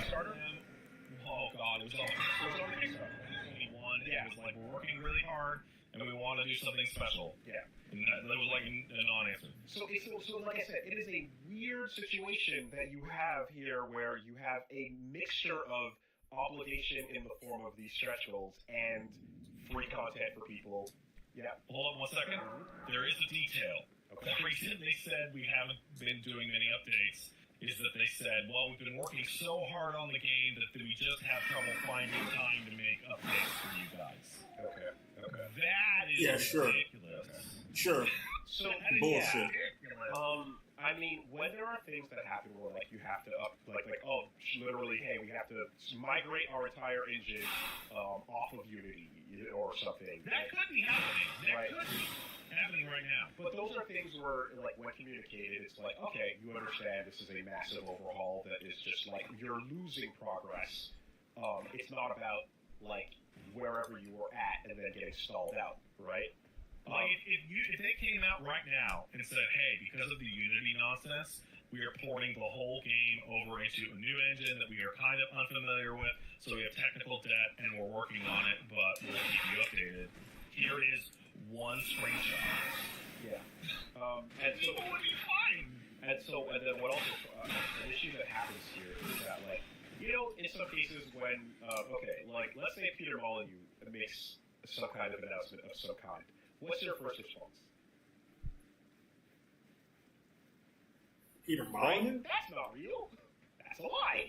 Does he even make anything anymore? What perhaps Well, I guess happens, Fable, closer he's still to involved with. the actual release or so, but They are making a new one. second thing you're going to hear is just not real, right? So apparently the game has had a projected release date of nearly every quarter in 2022 and nearly every quarter in 2023 and nearly every quarter in 2024, and they just keep pushing it. And I think the problem is that when if they say something, like, they genuinely do believe that that's the target they're going to hit, and are finding themselves... Team Cherry's only like 3 It's people, not like, oh, we're just so going to they might just don't know better. Forever. But I don't know. I'm starting to wonder if they're even making it anymore. It's just a Unity issue. I think they might be trying to move it over to another engine. Over here, and you're looking at traits of just like holding on to something, not quite hitting the perfection that you're looking for, perhaps over refinement, perhaps like whatever the thing is, the attention to detail that made everything so great about that first game is now the problem with putting out a second game. Right? I think these are the same traits on display in two contexts, but one where you have expectation and anticipation and obligations turns it into a negative. It's not where I want when to you're go. communicating, and even if you believe in the thing you're saying, people go, but I know you're lying to me now because the thing you're saying, like, even if you think you're close to that, if it doesn't come true, then what's the difference than if you were to just lie outright from the jump? You know? I think that they're trapped by having never given it a date. I think that if they had a date that Team Cherry had to go out and announce was actually not going to get hit, that would probably be very different internally, other than, well, you know, when it's done means when it's done. There's no date, so you know what? Redo that whole area. It's not good enough. So we'll just redo the whole area. So this is where someone on the team often there will be someone who will wrangle and kind of go like, hey, we have not hit things at a point, right? The person who does this is awful in the context of like, hey, KOTOR 2, we got to ship. I don't give a fuck where this game is at. We're shipping. And 14 months later, too bad. I wouldn't be surprised. But in cases like this, that type of person is also necessary when a project is completely gone off the rails and is in development hell. I need this. When you look at like a game like I guess like Cuphead, for example, there is an understanding almost in the insane like Cuphead. Yeah, there's a lot of animation going on. This is how it's made. That makes sense. This is how it's drawn by hand. This is a team of 2 brothers and maybe one other person. You can there's an inherent agreement that you're like, yeah, we're just never going to see this, and when we hear about something, it'll be nice. That's great. Everything about Silksong has been. This went from being one playable extra character to being feature creep. A game that's supposed to be entirely new game. Hollow Knight. Feature creep and bloat. Yeah, it's bigger than Hollow Knight. They said they make good things, but yeah, they do. They make great stuff. They make great things, but it's always bigger than anyone asked for and bigger than anyone expected. and you know, that bigger than anyone asked for, bigger than expectation. Like, it doesn't actually, I guess, mean anything after a certain amount of time when the goodwill gets burnt away. And now we are realizing, I guess, the goodwill time range is, what's that, 5 years? Oh, yeah. Well, it depends when you start counting, right? Do you count from the Kickstarter? Do you count from the delivery of Hollow Knight DLC 2? Do you count from the end of Hollow Knight's DLC, or do you count from Silksong's announcement? I guess from the end of DLC 2 is the fairest, count. I think that you can go on all those. I think from the end of Hollow Knight's active development is the fairest. Under which case it fails my high school timing test. I've been starting to think about this more and more, and I don't mention it here. Can you graduate? If you announce a game and you can do the entirety of high school before that game comes out, development all is fucked up. Yeah, they probably shouldn't announce them that early if it takes that long. I'll take that. Announce when you're almost done. That's fair. Because that's fucked up. Yeah. Yeah. Because some games can take longer than 4 years, but then don't announce it so early. I think just don't do it. I think emotionally, Yeah, it's ridiculous. Like, somebody could be like, just getting into high school. By the time the game comes out, they're leaving it until now. after it was has announced. been 1 year since the deadline of the only release date the game has ever had, with no replacement release date. This 1 year since then is the part where people are actually getting really mad because the game had a implied release, only for them to let that clock run out before saying, "Oh no, we're not going to hit it." I never believed any date provide they gave. anything else, right? If that Microsoft show came out and said everything's Oh, coming out this it's a year, and within a month, Team Cherry was like, "We are not coming out by June 2023," then people wouldn't have been like every show of 2023 going, That certainly was happening, yeah. I remember. Which then led to, It's pretty sad. oh, well, it could be any, and they're going to shadow drop it because Hi-Fi Rush is now is their partner with Game Pass, so now everyone's going to think they're going to shadow drop it. So then they're not. So then here's the question, right? Ultimately, is you have nothing but bad news for the fans of the game when it comes to announcements, but it's up to you to choose how to communicate them and how to. Right? You're never going to say anything you want here. What is the best way? What is the best balance between, absolute radio silence, you get it when you get it, we're putting our heads down and working on it philosophy, versus constant communication, but ultimately every time you communicate, it's to say that it's sorry, it's not coming yet. I think that the time for my All question models 4 years past. I think what needs to happen now is they need to explain what's taking so goddamn long. Just like For real. we switched engines. They need to say something. And we switched engines and we wanted the game to be really big. Yeah, just say that. That's what I'm assuming it was screenshots. anyway. And Just we're going to confirm try and get it out something. by this year, but we're not sure. How long would that take to actually say? Like 15 minutes to get the screenshots? Yeah, it's a philosophy. You're probably looking at someone. You're probably looking at Team Cherry's their design philosophy is probably to minimize communication and just deliver whatever they deliver. And I think, yeah. I mean, so they don't have to take too much Delta time out of their Rune work to just say are something. good. So directly applicable, too. That's a really good alternative version of events here. Hey, what's going on? Oh, we hired a couple new people, and work on Chapter 3 is going really well, and we just started planning for Chapter 4. I am used to making We're games. done for a year. We're done for like a year on that. I'm used to making games on my own with just a few other people, like Tammy's there and barely, and we for now this has gotten big in scope and size. Twin-edge I've got to work with glimpse. a lot of other people. Oh, In fact, not only is this going to take some time, but we're hiring. If you have a CV and you want to work, send it over. Yeah. This means Also, it's going to take a while. Picture of a dog.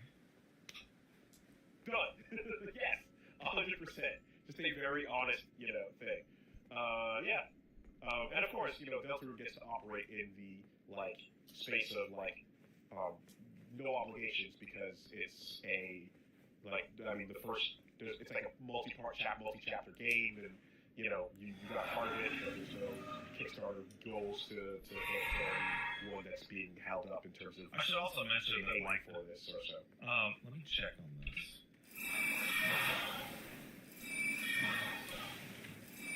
Oh wow, these are perfect. So Undertale came out farther ago than Perfume? Hollow Knight did. Okay.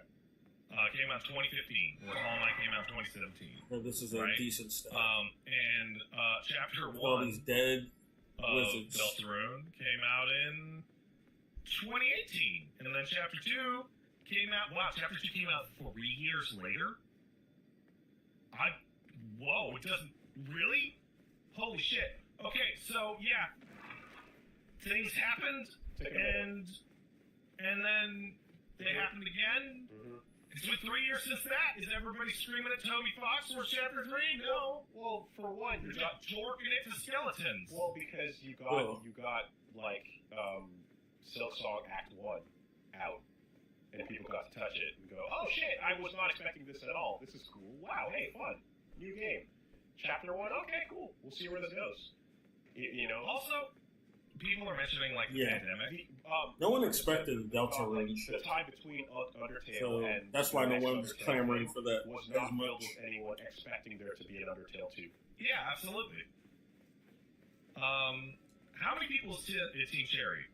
Is it 3 people? No idea. But I think it's 3 people. so actually another Studio MDHR situation then. Another super minimal team sitch would make perfect sense here. It's 3? People are saying it's 3 people. Okay. Yeah, it's 3. I don't think the pandemic affects teams of 3 people, who 2 of which are family members. Oh my god. I don't think that actually affects.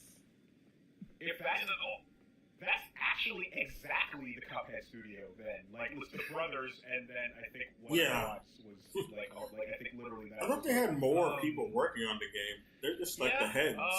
Hire more people. They're in Australia. I could be Just wrong. say they got attacked by a fucking animal or some shit. Like, Hire more. Oh help yeah, with what? you could always make that excuse. With Everything's trying to kill you in Australia. That's the mean. just say that the drop airs stole the code. Yeah. So that's Here. every time you kind of start to feel goodwill turn on something, and it turns faster when expectations are from the moment the last one dropped. It turns faster when there are Kickstarters involved. And it turns even faster when you do not communicate. And this has all 3 of those boxes checked. I think that so the hire more people thing, I think, is actually kind of silly, because that assumes the issue with Silksong is labor. I have heard and talked to many people making a lot of games, and Wooly, you've heard and talked to way more people making way more games, and the gut feeling that I have on this game is that a version of it has been more or less done for like years and years. Yeah. Oh, yeah, the version that's not twice as big as Hollow Knight has been done for a long time. Yeah.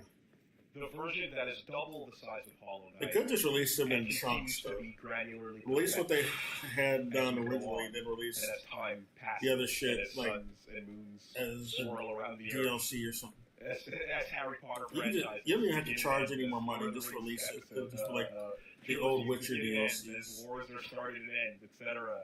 As we go through the Duke Nukem Forever time cycle, the Bayonetta 3, etc. Like, yeah, there was Yeah, a version Bayonetta that 3, I guess could that was in deliver on, dev hell for a but while. That was not enough, and so far, the goal has been to over-deliver. Well, I feel like feature creep and perfection is what you can point a to. million%. And I think they're running into a second problem. And the second problem is people who aren't way into it. I've forgotten that Silksong exists, and when Silksong gets re-announced or whatever, people buy it into the game. People who are way into it, Finish it. people who are way into Silksong or Hollow Knight have been following as such, and have the gut feeling of like, well, they must be fine-tuning to the purpose. Oh, really? It hit me? Means the expectation is that when it does come out, it'll be perfect. And expectation. Yeah. Making a game Perfect. with the expectation that it is going to Still be perfect. Fuck. Yandere Simulator. Oh, Yandere Simulator. Oh, yeah, I remember that. When you're talking about a team That was size pretty of that small, Cringe. this is not so dissimilar from like a Mangaka. That was the creepiest shit I ever looked Getting into, the sick Yandere Simulator. or internally losing So, the spirit ugh. or the drive or something going wrong with them in a way that affects their ability to further progress in the game on a personal level when things happen.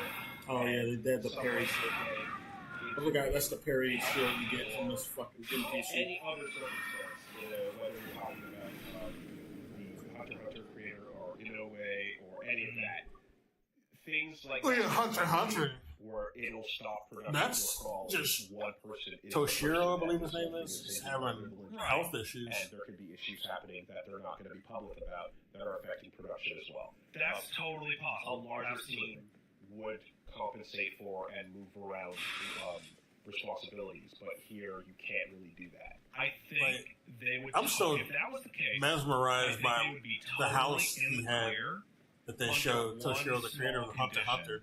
His house is fucking filthy. Standalone announcement that was He managed to technically tied to the Kickstarter. This game is still technically to rizz up the Sailor Moon creator. Yep. And so, as a result, she says she likes to clean. She likes messy men that she can clean up after. So I guess they're the perfect match. Or, she can clean up his neat-looking house. Like it looks like a neat live there. A Hikikomori. Get those people. They're still selling updates. Imagine my surprise playing Hollow Knight, walking into that tomb and seeing zoo bugs. We did not do that. That was not us. We didn't put Zubaz in the game. Oh yeah, Zubaz. Whatever, by the way. Oh, they called him Zubaz because he was a bug in that game. Yeah, he was in there. I remember him in there. Zubaz is a mean character for these guys. A canceled Street Fighter character. That's exactly it. It's take the PR guy you hired and have him announce that the sun has set. So, yeah, keep running, bitch. So I don't want to put too close a point on it because I'm sure the sky's moving, right? But I found, or rather linked to the PR and marketing publishing person for Hollow Knight Silksong. You can't parry if you jump attack either. That's another method to kill him. Either spells, or jump attack, or backstabs, or parry them. But they use spells, so it's kind of hard to parry. Oh yeah, Crowsworn is another Bloodborne like. It looks pretty good. I mean Hollow Knight. Really? It's really funny. And I think there was a comment at some point where Silksong will definitely come out before Crowsworn. Man, that feeling is so weird. But it's like, sure it will. Look at fucking Stellar Blade. Look at this Nier Automata shit. Can you believe how they're cribbing off the notes of Nier Automata? Wait, that's the same music composer? Wait, they're actually linked in a much more direct way than you thought? Whoa. Oh, should I not have named that guy? It's on his public Twitter.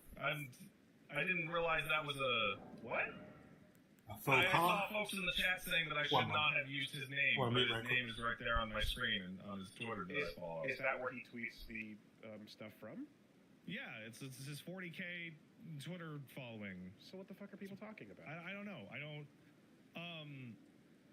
But I look at this and I'm like, he's the marketing director. Marketing and publishing guy for Hollow Knight, Silksong, and Crowsworn. Two games that are not coming out and don't have any. Is Crowsworn not coming out? So. Yes, it has been announced a long time ago. Is Crowsworn not coming out? It's just like Silksong, and it has no date. Yeah, it doesn't have a date. No previews and no nothing. Okay, but it was announced a lot. It was that one trailer, and that's it. So it's got a little more leeway on the track before we make those claims. I don't think we have to put it straight under. That's not real. It's never. Right? Yeah, but why? What do you market it? Okay. Give me a screenshot. That would be nice. Yeah. And now we fall back into patch metrics for that game's real and not coming out being much more aggressive than. Oh, absolutely. Here's the thing, though. To the children in the audience, I was following video games when Duke Nukem Forever was happening. Sure. And much to my chagrin, that game actually did come out. Yeah, it wasn't great, but it did come out. Things get delayed again in earnest, and when things go wrong, and you will eventually see it. I'm going to pause right quick this video. There's always that possibility. To there are things when you make a lore comment. It puts a trailer out. Like I'm going to make a lore comment. Now,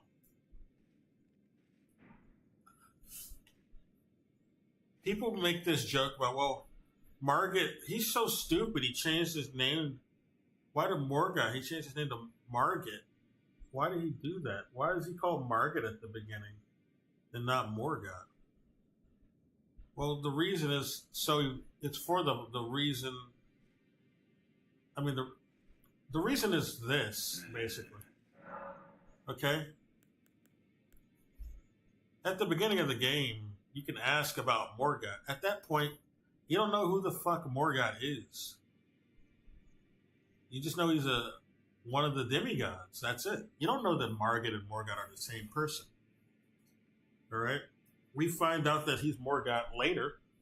We find out that Margit is Morgoth later, but we wouldn't be knowing. This would be like nothing. This wouldn't register to us at all at this point. Because if they call him Morgoth at the fight where we first fight him, it's not going to be a surprise that he was the demigod being talked about here, right? This is supposed to be a surprise to the player. That's why he's not called Margit here. Nobody knows who the fuck Margit is. They know who Morgoth is. Morgoth is a famous ruler in Lanedale right now. He's veiled. Nobody knows he's an omen. At least no one outside of Lanedale knows he's an omen. And there's cut content where like even the subjects who serve him don't know that he's an omen because he's veiled. He has coverings on himself to, cover up his horns and shit. His omen shit. Yeah. Ask about Morgoth. Morgoth the Great given is Lord of Landale. It's Lord of Landale. He rules it. It lies at the foot of the Erd tree in the east of the Altus Plateau. But the two fingers forbid us. The two fingers block it. So that's in-game confirmation. That's why you can't get in there unless you get 2 runes. 2 great runes. Alright? Now, going by what we learned about omens in this game, leading up to Lanedale, and even more after, we find out that Margit is an omen. We don't know who Morgoth is, though.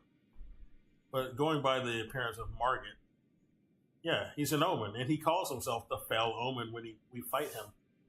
The first boss fight we have against him, he calls himself the Fell Omen. So you wouldn't be thinking that an omen is ruling Lanedale, given their prejudice against omens, and especially the new DLC story trailer.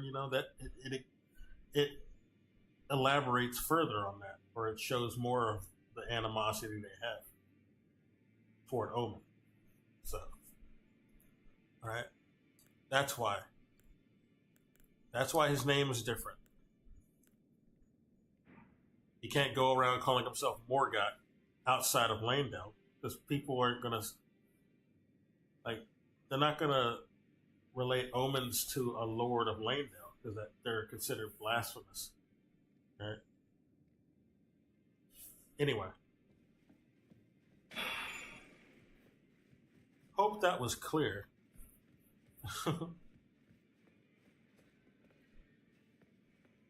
I think I fucked up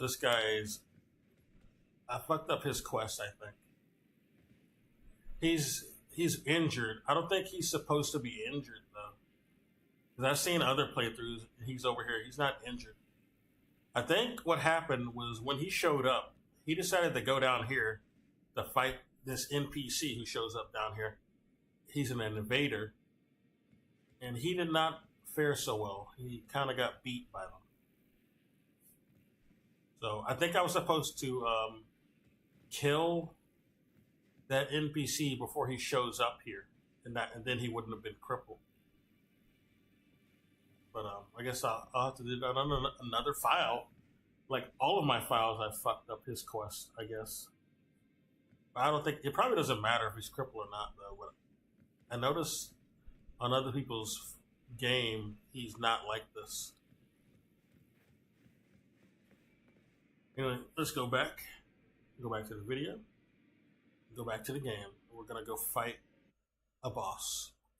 Move online, where you're like immediately. Oh man, that was like that's the number one in my brain. That's the fastest your brain has ever said. We both had the same reaction when we saw that, right? Where like this is the most fake game I've ever seen in my life. I can't believe how not real this trailer is. That was so fucking funny. Right?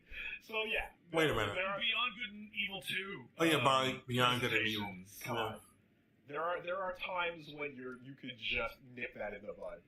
And being informed that Crowsworn has a dev that puts up clips of the game every week or 2 weeks. Oh, does he? Okay, there you go. So, it is definitely not Marketing Man's fault. that game is not being shown up.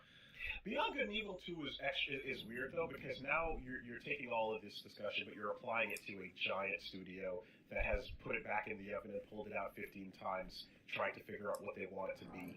You talking about Beyond Good and Evil 2? Yeah. Like, and the genre, and then the era. Well, we know what happened to Beyond Good and Evil 2. It turned it into that Star Wars game. Whatever version's going through. It's never coming out. A million, like, iterations of that nonsense over time.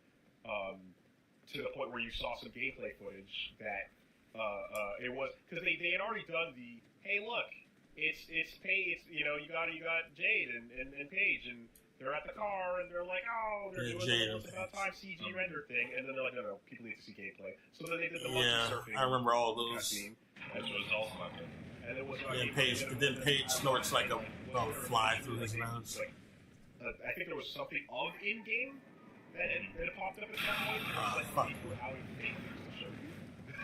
So now just silence.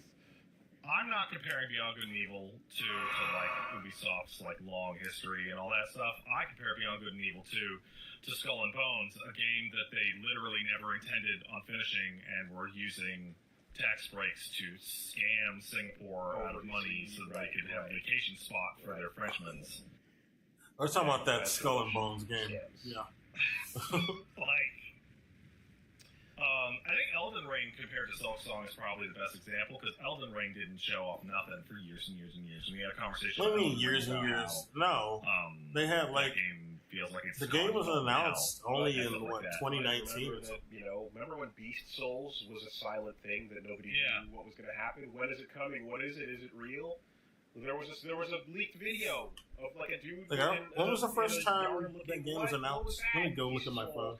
Yeah, but it wasn't years and years. The benefit of like we weren't waiting 5 years in between Elden Ring. Elden Ring was not announced 5 years before it came out. Fan hype that they're going to keep for 6 years now, for Hollow Knight. It's not attached to a so he's wrong. Publicly crowdfunded. It just felt like that to him.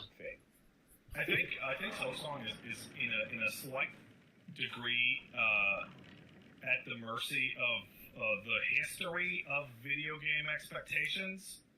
And what I mean by that is that I can think of 2 games that took way too long to develop that did not have enough of the game being shown off. One was Cyberpunk 2077. For real. And the other was Elden Ring. And my expectation from Cyberpunk 2077 has been made like if a game takes more than 6 years to come out, it's either going to launch like a busted pile of shit or be wildly beyond my expectations. Cyberpunk 2077 was announced like 7 years before it came out. I would feel that I'm stuck in a place where I now have to exceed the expectations, which maybe I can't do. Maybe the game's not big enough. What if we added more? But everything about Hollow Knight has been about exceeding expectations, right? Yeah. So, you know, this almost feels as if, like, what if Sakurai game philosophy was him working on a project on his own, right? As opposed to having all of HAL there with him. Because Sakurai, you know, really just screams the kind of dude that is like, I'm going to put it all in the game. I'm going to Sakurai's a madman. I love him. Dude, he's great. I can do more of that. We could do more. How much Well, here's the thing with Sakurai, though, right? Sakurai doesn't trade release date time for content. He just damages. Oh, no, yeah. He sacrifices time on his own. He takes blood. Yeah, exactly. Slices and drips it into the code. 100%. It's coming from somewhere. But yeah, he's that anyway, so yeah, that is not worth it. Nope. But if you decide not to do that, tell us. Yeah, so hey guys, I bet you they could say we will give you guys one screenshot every 3 months until the game is out, and that would make people be quiet a little bit. Hey guys, I've blood sacrificed. I've lost at least 7 years of life in the trade. It's kind of like a Death Note move a little bit. But hey, everyone is here!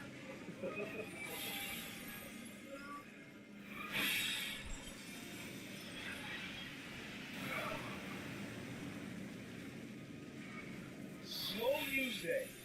Yeah, slow news day. Slow news day. You know, We're starting the podcast, I don't know, like 12:10 p.m. Pacific for me on the West Coast. It's a Tuesday.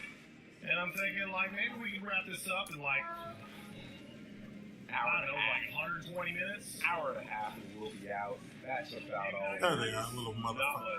Not much going on. Not to worry about it. Well, so because it's a slow news day, I think Oh, that's Rugrat. actually why I would be like, well, hey. They're not really children, but they I'll look start like with it. this. They're like homunculus, That's to be where I honest. think you should start. That's a good place to start. I think before we continue this conversation, I think They're we should do very much like the Albunaris, cursory but they're lesser for audio than them listeners who are not for currently familiar the way they exist. with URI. Willie, hi. My name is Cass. I'm a white man. I need you to keep that in the back of your head throughout the whole rest of this I'm just talking about conversation. this is the Kendrick Lamar video, but it just went right into that. I am not. All right. We already reacted to this, but this is funny. I don't particularly follow or listen I'm gonna to music. let This it is happen an important detail while I for the fight this ensuing boss. 20 to 40 minutes of conversation. I'm gonna die. So, take the floor. No, the Pimple Butterfly is Oh, there you go. where I think you should start your Oh, that's your what you journey. mean. I see. Yes, there's a lot of debate about what the Fuck. right place to jump in is. This is not video games or manga. I mean, it is, and it really is in a lot of ways. But at the same time, you can jump in. I mean, it kind of was. People made anime videos about the beef. Diving in to find out what Is that them? K-Dot is all about. I was recommended Good Kid, Mad City. Yes, that's a really that's the second strongest. I swear to God. It goes back and forth, but the thing is that what you're gonna It's get still alive. What with the this is fuck? a really like tailor-made based on their tastes. All right, and like Meteor. what people kind of like and resonate with the most. Thank And what God. you look for in You're hip-hop done. kind of is going to affect what you're gonna prefer, right? So the thing is that Go into your next phase. You know what I prefer? I prefer hate. yeah, right. That's the thing. So like Kendrick storytelling is what early Kendrick is a lot of that is jazz. It is abstract art, rap, and it is storytelling. And Good Kid, Mad City is a narrative. It's an awesome album that is like telling you the story about him and going to see his girl and the shit that goes off when you grow up, gang affiliated. But the later albums get into other conceptual stuff. I think The Pimple Butterfly is a really nice way to introduce what's going on. It's got it's got that anger, it's got that strength, it's got a lot of messaging to it, and it hits pretty fucking hard because as it's been described, he raps like he's trying to free the slaves, right? So when it comes to that type of descriptor, you get a lot of that, and you get a good introduction to like him at his best. I think it just fucking it stands out there really strongly. I think, in my opinion, but Hatred cranks up quite a good bit in the next album right after that. Damn, right? All caps, period. Right? There's a lot of anger that comes out of him. It's a little less storytelling and a little more of that ferocity. So you can catch that. But I guess the question is is there any part of you that is curious about the narrative or the music or any part of like what you're because there's a lot to unpack with this dude. So but there's a reason why I brought him up a while back is like Yeah, I remember. Yeah. one of the fucking new quote unquote you at the time, people were falling. So, I need to apologize because I actually spoke about this a little bit ago on like a stream on last Tuesday, I think. Somebody asked me last Tuesday, which was at a very specific point in time, hey Pat, have you seen anything about this Kendrick and Drake beef? To which I said, I had seen, that was occurring, but I hadn't heard any of the songs. And I said, I don't understand why anyone would expect me to care about two grown men like poetry fighting in the streets.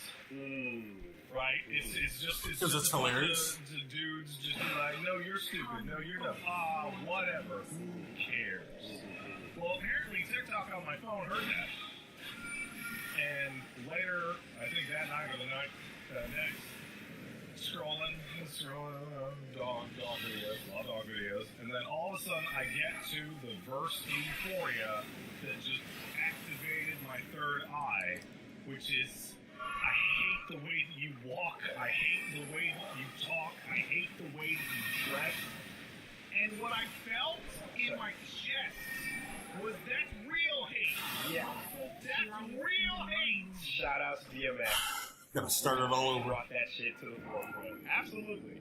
There's a clip of him on Breakfast Club a while ago with that. So a lot of the time, there's these legendary beefs that happen. I can change this video. Like, you go back to obviously Biggie and Pac, right? It was like one of the fucking. Okay. The story of the notorious hacker. Oh yeah, they sent Kai Cenat a Melania statue. I'm gonna listen to this. Yo, YouTube, what's going on? It's been a minute since the P.O. Because he Box played opening. Elden Ring. We about to go P.O. Box by P.O. Box by P.O. Box. Everybody see what the we got in this. Bandai Namco or FromSoft sent it to him. I think it was Bandai Namco. And we're going to bring everything to the middle, and we're going to open everything, chat. Okay? Okay. First things up, Chance UX. I'll be the judge of this. If this, I will let you know. Here's the box. Here's the cologne. 3, 2, 1.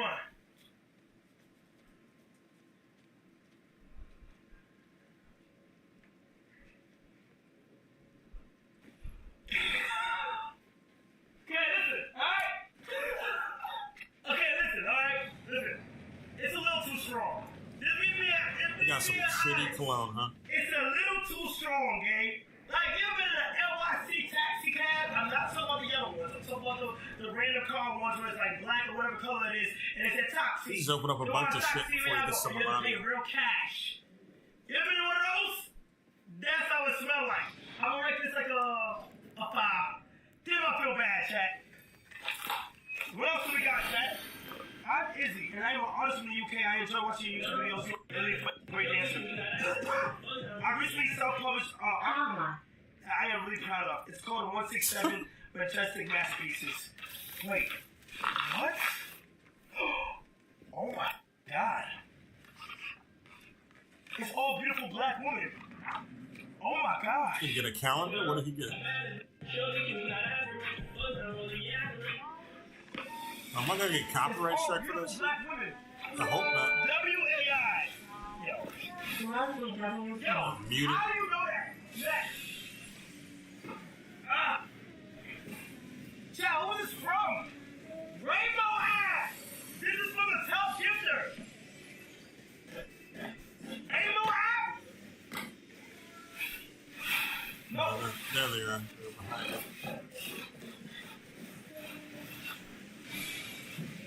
What the fuck is this? Rainbow! What the?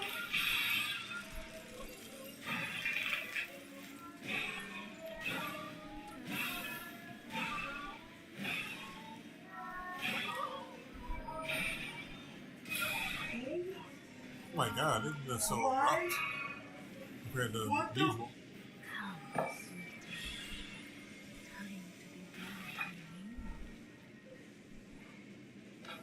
W Rainbow. Unfortunately, I can't replace my original chair. But Rainbow, this would indeed be used as a guest with the other piece. I gotta go find it. Rainbow, this will be a guest chair for sure. Chat, spam W's in the chat. Hold on. No. Does that say what I think it does? No. No, right? No. Okay, hold on. Tight fucking relax. There's no way I could. There's no way. That's cat. I'm gonna keep going about my day, Cat. No.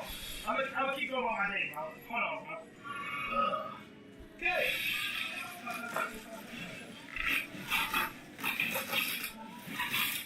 There we go. Stop watching. Is this not a painting? of something that we know, I'm gonna do this. Chat. I'm not looking. I'm not looking. I'm not looking. I'm not looking. I'm not looking. Countdown. 5, 4, 3, 2, 1.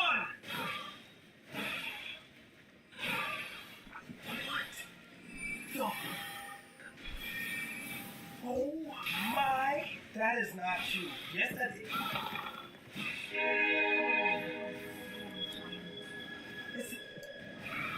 Oh my god.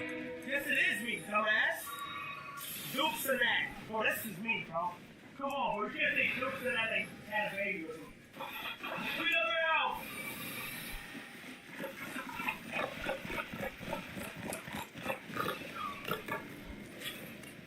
What is this? What is this? Fuck you, dude. Wait, hold on. What country is this from? Chanitos. Mexican. Is it Where the safe? fuck is she? Is it safe? Wait. Where the fuck she go? Bro, did you just stuff? Right Bro, there. did you just stuff? Oh, she has whole a lot- dragon too. My nigga. Who's it? Quit it. Bro, what the? Hey, what? What's up?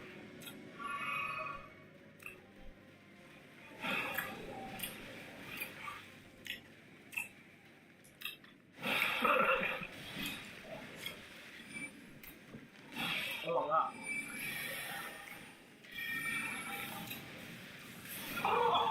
Fucking bitch.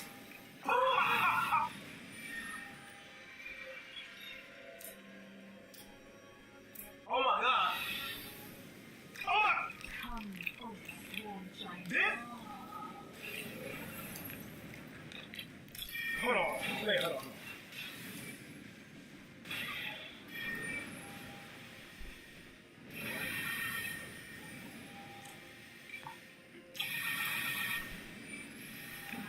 Oh my god! Wait, what the fuck is this called?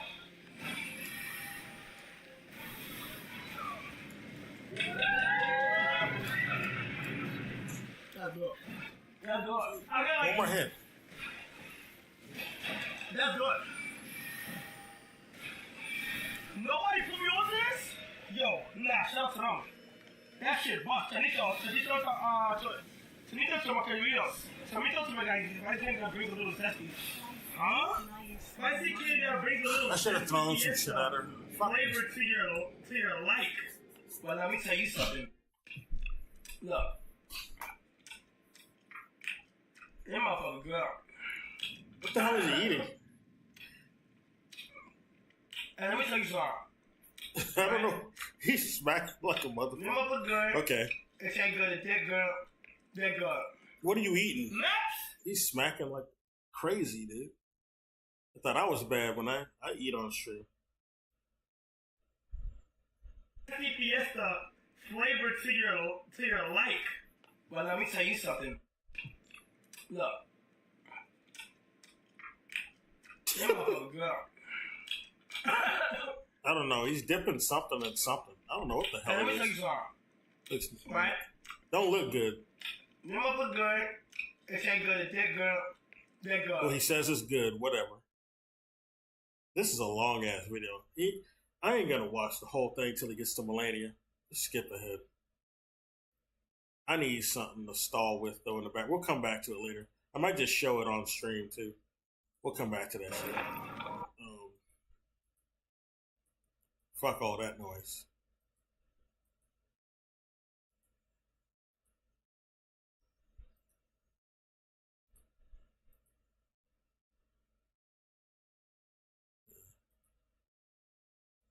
Austin, Texas. Oh, they're This is talking my about hometown. Austin, Texas. I live in Austin, Texas. I live in Austin, Apparently it's not- Texas. What's it Austin, about? It's called Texas. Austin, Texas has become hell. It's an Asmongold video. And I don't really like watching a lot of his shit lately. But this one's relevant to me. This is my 'Cause I hometown. live here. I live in Austin, Texas. Apparently it's not doing so hot. Hey, what's up, guys? John here. These signs are peppered all throughout the outskirts of Austin. Ooh. Sold, sold, sold. Yep. Lennar, D.R. Horton, a lot of these big home builders, and I'm going to walk and talk and show you exactly what's going on. It is shocking. It looks like there are maybe 2-3 million housing units or homes under construction or completed. Yep. To me, it looks like we're walking into one of the biggest bubbles in history inside of Austin. The reason for it is Austin was predominantly built based on the 2020 situation. Well, yeah, there's a people lot were of leaving people LA, they were leaving San Francisco, they were leaving New York City. Austin, new construction everywhere. It's And now Fuck New York. you I'd cannot be New go York, too. anywhere here without some crazy shit going on. knowing it's the most popular place for Americans to move during the And they were looking for a place in which they could reduce their tax base, Yeah. have a little bit more. That's another big reason why people want to move to Texas is because it doesn't have income tax. He did pandemic because it would filter his video. That's the reason why he did it. so big reason why a lot of people move here. stability, and looking for a place in which they can Because kind of live in better a alternative during the pandemic. That's why I moved Yeah. here. And now, To be honest. it's What's also crazy big- with this is that like a lot of my friends have actually gotten priced out of like the neighborhood that we grew up in. It's Most of my expensive. friends cannot afford to live in that It's neighborhood now. It's sad. Like that's expensive actually as sad, fuck. bro. Like what the fuck? change because the home It's builders ridiculous. essentially took over that opportunity. And now what's happening is these home builders, Lennar, Yeah. D.R. Horton, and others, are looking at this saying, you know what? How can we compete against these other, these everyday property owners here? Well, what we could do is we could reduce interest rates, we could reduce our prices, and we could offer incentives.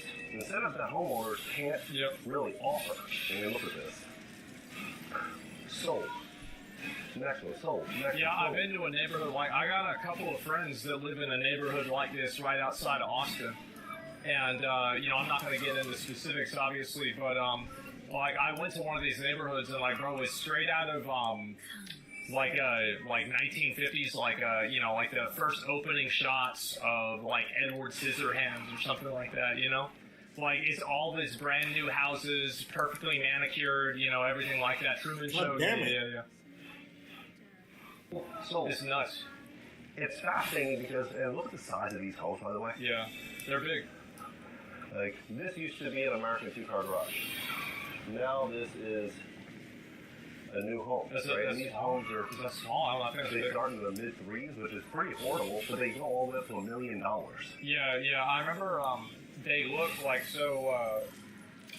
A couple of my friends came over to my house and they saw like a house on my block was being sold, and they just go and they look it up. They say how the fuck much is this house? And they say the house, and this house is shithole. Like I remember whenever we were growing up, like the people that lived in the house, bro. Like I didn't even think they had a job. Like I remember the woman that lived there, she couldn't even afford a fucking car. Like she had to walk to and from the bus stop. And she didn't look like she was liking it, right? It's not like she did this for health benefits. Like she had to work. And so, yeah, they probably started, yeah. And so now, like, that house is like $450,000. You're not already. It's a one-story house. That's nuts. So inside of Austin, like proper downtown, inside of the city of Austin, they have 120,000 apartments under construction. And they're stacking people up like sardines, man. It's crazy how many apartment buildings they're making. Like, I was thinking of this shit for myself, and I'm thinking, like, bro, like, I should try to invest in an apartment building. Like, this is a good idea. Contact, there's only 245,000 renters. Yeah. So they're bringing forward 50% increased supply. Nothing sold. Yep. Inside the next 24 months, a 50% increase in supply. Fuck being a landlord. So think about this: if you're a property owner, Hire what somebody does that to do it. mean? Well, think about it. If people are going to look at the cost of rent versus the cost of owning, and they're going to see increased level of sold, they're going to see increased insurance, increased interest rates to borrow money, and then they're going to look at falling rents. Who are they going to want to do business with? Probably landlords are going to rent the cheapest. Yeah, right? of course. Meaning that a lot of this equity that these property owners thought that they had is going to start to get absorbed. It's going to slowly start to contract. And as this equity continues to contract and taxes and insurance go up, and a lot of the job opportunities that people thought were going to be permanent in Austin start to kind of fade away. More tech companies move out of their offices in the Austin area. Oracle is considering relocating its headquarters from Austin to Nashville, Tennessee. I think you can see here. I do feel like a lot of people are staying in Austin, but there are people that are relocating outside into the Austin area. Right? So, like, they're not inside of the city limits, but they're right outside of the city limits. What the fuck? What kind of dog is this? Yeah. Is a major change. In this video, I'm going to give you a tour of exactly what's going on so you can form your own opinion. Yeah. And you'll see very, very clearly what Austin, Texas is going to look like in 2024, 2025, and 2026. Please hit the like button, we'll share the content, and see more people. Why can't I fucking my company? Yeah. GreatCreditFast.com. That's GreatCreditFast.com. You have links in the medical bills, charge-offs, foreclosures. If you got any of these, you just gotta. I'll tell you what you really need to do. If they call you, you pick up the phone, and if they say, "Is this you?" You be That's like, right. "Nope." That's And right. then you hang up the phone. That is what you do. You're right about that. Done. That's anything negative item on your credit report? GreatCreditFast.com. Click the link in the description just below the video. Schedule a free call. ABC, always be cheap. That's right. So inside of this community, Yep. I've probably been in this neighborhood. 2 or What I 3 hate was just residential some blocks away. block of Not walls. big city blocks, a residential block. You will see another community that's being built. Yep. And this community, it looks like it's exclusively apartments. And it looks like it's probably somewhere around 150, maybe 200 units. That's a lot of people. And they are breaking ground. They're almost done. They're basically complete. Yeah, nobody can afford a house, so they're building more apartments and condos. Of this. The condos right here. are already. And this property is looking going to be either condos or for rent. There's 4 floors, 1, 2, 3, 4 floors. Yep. And this is just one community that's inside of this neighborhood. When you cross the road, which I'm going to do for you and show you, you will see there's another, I would call it 1,000 houses, maybe 800 houses that are being built right now. So inside of this one community, you have hundreds and hundreds and hundreds of homes. An affordability crisis, people that want to live in Austin, what are they going to do? Well, they're going to live outside of Austin. Yeah, people have to live outside Austin and then drive into Austin because they can't afford to live inside the city limits. Like where I used to live, I used to have like a woods that we would play in as kids, and now those are houses. And I fucking can't believe this. I remember there was so much more. Like we were on the outskirts of town, really, and like now, like we're in the fucking town. Like it's weird, man. It's weird how much shit has changed. Like, it's like, I go back, I look at some videos and shit from back whenever we were like 12 and, you know, like 9 and shit. And, like, it was a totally different place. So a lot of people I know here said. Downtown? Yeah, downtown's different too. Yeah, it's different. And they're going to make all that shit that used to be there. Yeah, and so the people that are living outside of Austin that are going to make this commute are going to look to save money. Yeah. And so what are property owners inside of the city of Austin going to do? Well, they are going to try to thin that gap to make it more attractive for them to stay inside of Austin. Just a little bit more expensive to stay in Austin than it would be outside of Austin. So they're going to continue to narrow this gap to try to keep people inside of that city. Well, it's these big companies, too, that are buying up all these houses and shit, too. Like, and you look at, like, why the housing prices are so high, and, like, you look at how many Airbnbs are in some areas, it's like people buy out houses basically to turn them into, like, a miniature hotel, right? It's like this is basically this is like a cookie factory that makes cookies. You either fuck your fuck, yeah, exactly. Airbnb costs more than hotels, yeah, but they still got people renting them out. That shit should be illegal. I know that they're trying to, like, it's definitely an exploit, but they haven't patched it out yet. And you want to know why they haven't patched it out? It's because the people that are exploiting are paying the people, or probably are the people that are writing the rules. So it's like, obviously, they're not going to patch that shit out. That's what they're doing it. How Yeah, they're paying the devs. This is all changing. We hear about real estate bubbles, you'll hear about headlines and things like that. The lower class will revolt. If the lower class revolts, all the rich people need to do is pay half of the lower class to kill the other half. And then the problem will work itself out. Yeah, you think that's how it's not going to be a big deal. They'll be fine. Because we've only grown up in an area I'm that saying only that we're going to promotes see a massive housing crash what the wealthy want. America. But But, I am saying that no, we're you, going to start to see you do this shit some over in a cities country like that Vietnam, were you get the extremely death penalty. overbuilt suffer That's what can happen. massive corrections. And I think Yeah, you'll Austin, piss off Texas people is enough probably going to be that one of these cities. So they'll what be we do okay with here giving you the is death we penalty for cross shit. this bridge right here. You can't just price Cross people the out of freeway, go living underneath, and then you will see and think you're going to get away another with that. No. massive development. Yep. But the people want, they can make that legal. They have billboards all throughout the city. Bro, I do invest in Lennar. You get the death penalty. Yeah, you're exploiting. I got to talk to Extremely them. attractive financing, the real estate. 4% down, 5% down. How does a homeowner compete with this? Pricing We have people out of being able to homeowners, live in their one of home. the largest in America, offering these great financing packages, discounted That's what can insurance happen. rates, I'm not saying it's what's going to happen. It's certainly what can happen. You can tell this is a new bridge because there's no people living under it. There are alternatives to just what rich people want. Obviously. So what's going to happen? You think you're going to get, like, you can just pay half the people who are, What's going to happen? And so I believe the built not rich to go kill some of their own? And we're just going to That's see more and rosy more and thinking. more. No, because a lot of those people have family members that are poor. They're not going to just automatically agree to do that. They're not so much poor, but, they're not wealthy. Yep. They're not going to agree to go kill them, right? They have family and friends who are in the same situation. You're not going to get so many people to do that. You'll get some.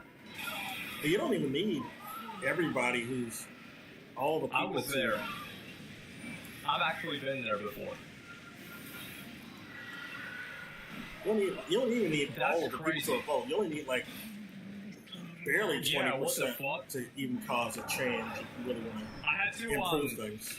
I had to pick up all of my ex-girlfriend's shit because she had a storage unit. A lot of those revolutions, it didn't involve everybody of the lower class. It involved a percentage. And that's all it took to change the tide. It was not 35. Yeah, it's like way. All these homes, thousands of homes. And roughly 1 mile later, If you want to really oppose the rich people, you don't need everybody to brand new be your foot soldier.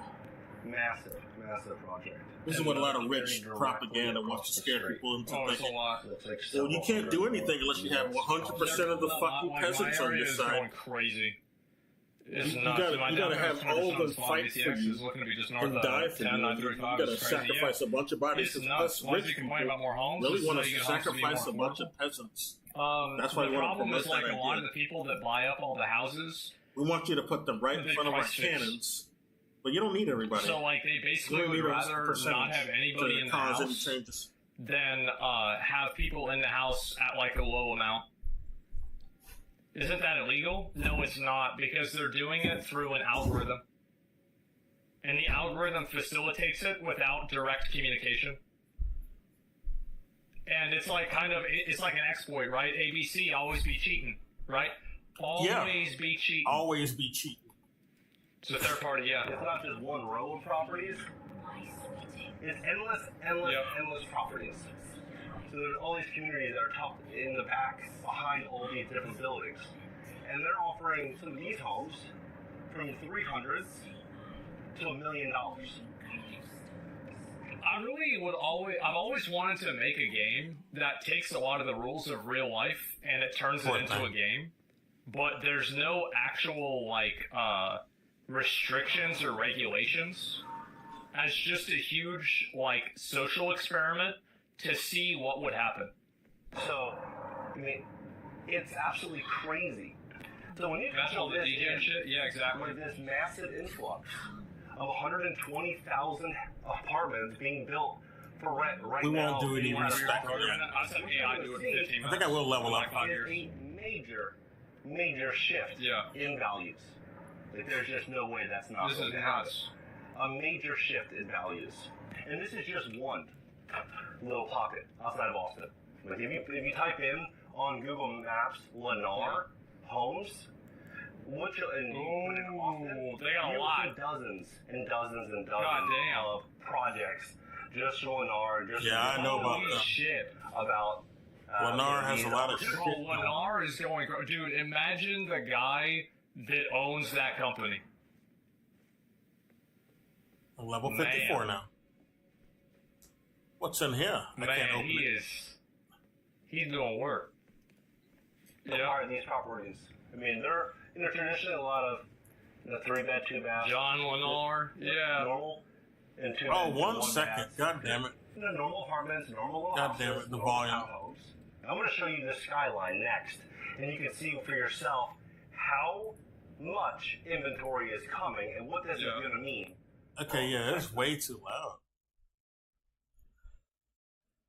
But yeah, no. You don't need to...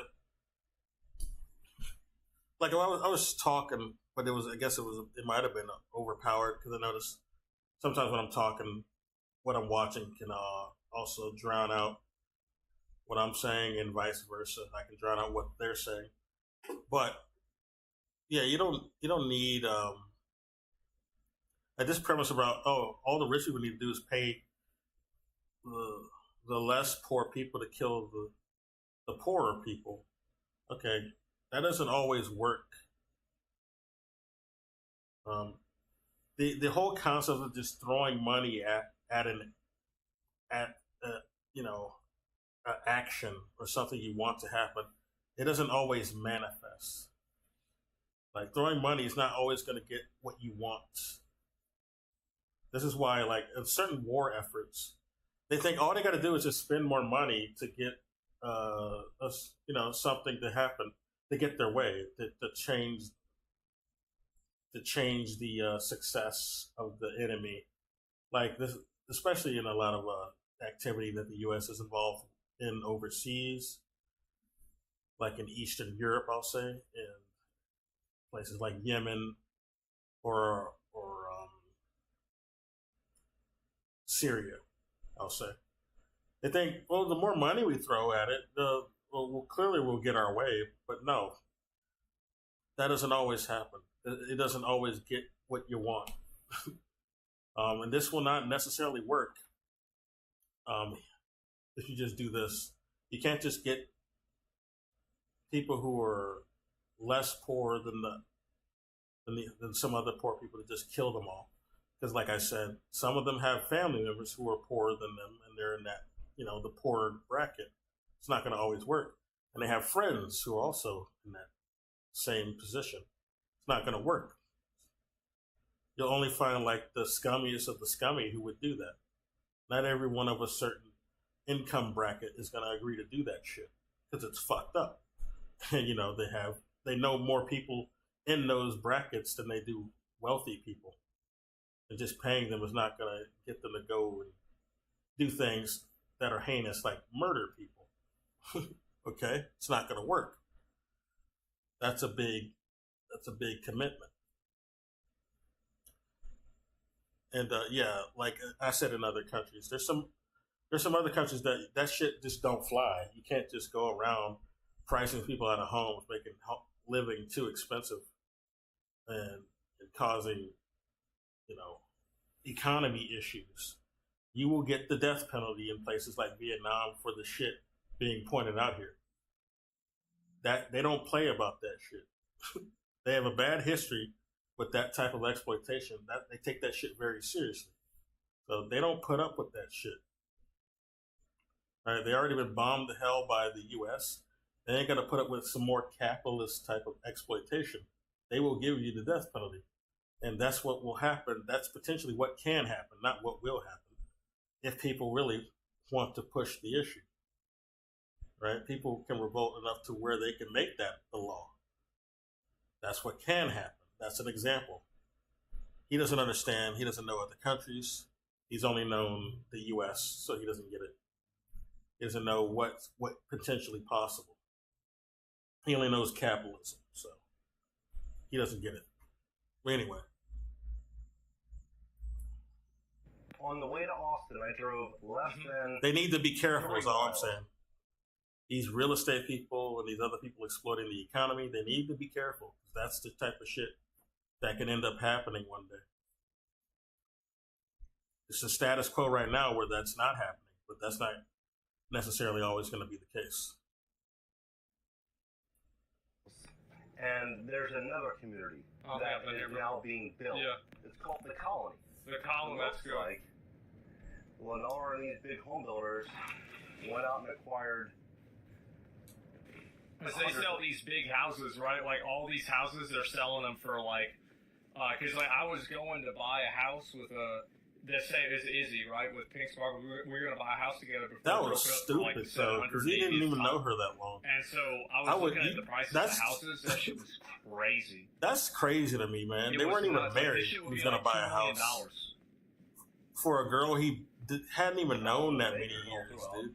And it's in the middle of fucking That's nowhere, insane. Dude. By the way, like it's not like that's risky behavior. Nowhere. Austin to build all different. He could be caught up in some long-term debt for some shit like that. I'm not gonna buy a fucking house if I can't walk to the gas station. I don't care how much of a millionaire he is. Houses are expensive now. You don't want to be buying multiple of them and taking care of your own fucking house too. Is 18 minutes away. And I paid money for that? I paid $1 million to have to drive 20 minutes to Wendy's? Like, this motherfucker, you don't understand, too. You don't understand the, like, let me pause this video right quick. That's a no? You know, it's like here. Let me pause this video right quick. You need to understand the veracity of this shit in Austin. This motherfucker was showing houses that were, like, not even 2-story houses in a neighborhood, but they cost $1 million. They're going for $1 million. They're not even 2-story houses, dude. They're small. They're like a fucking garage-sized house. It's what, like an old garage. He even says it, like an old garage in the fucking 50s or something. That's how big that shit is. That's going for $1 million, all right? That's expensive. You're not getting nothing in return for that. These are shit houses. They're just overpricing. They're not mansions. Good Lord. Don't even get me started on the mansions and their stupid asking prices. And the mansions aren't even that great. They need fixer-uppers. They're fixer-uppers. They're not really elaborate mansions. A lot of the mansions that are being sold for over $1 million. Wealthy people would live, and then the other condos and the smaller properties are going to be where a lot of the staff live and a lot of the up and comers are going to live. I've never seen this much construction in my entire life, and what's crazy is this pales in comparison. China don't put up with this shit either. Like if you try to do this type of exploitation over there, you get punished hard for this. I don't know if it's straight up the death penalty like in Vietnam, but it might be. You'll get arrested for sure. They arrest billionaires over in China. They don't just let them do anything they want over there. They will arrest them for any grievance. Same thing. You can't just fuck up the economy over there and expect to get away with it. You could be in really, really, really big trouble. All dead grass. I mean, is this a home builder, in your opinion, that looks like they have really strong financials? Or is this a home builder that looks like they're not going to be able to move this inventory and they're almost quitting? Let's see how many more communities we see on the way back to Austin. It's only 20 miles. 20 miles. And it's a straight shot. I've driven 3 miles. Yeah, look at that. Look at these shit houses. Where the intro was filmed. And you're seeing all of these properties, homes. I've driven about 4 miles. These are going for $1 million. Mowing such a scam? Nah, because you get snakes and shit in there. You have like one you can't see them, but I can see them. Because I had this one snake in my yard. Man, this bitch was like 9 feet long. I was like, what the how? Because I tried to go out there with the axe and cut him up. Good. I could never get him. I don't know how the fuck he got away. I could never fucking get his ass. You left. You just left. Point where this video You left to get an axe and he left.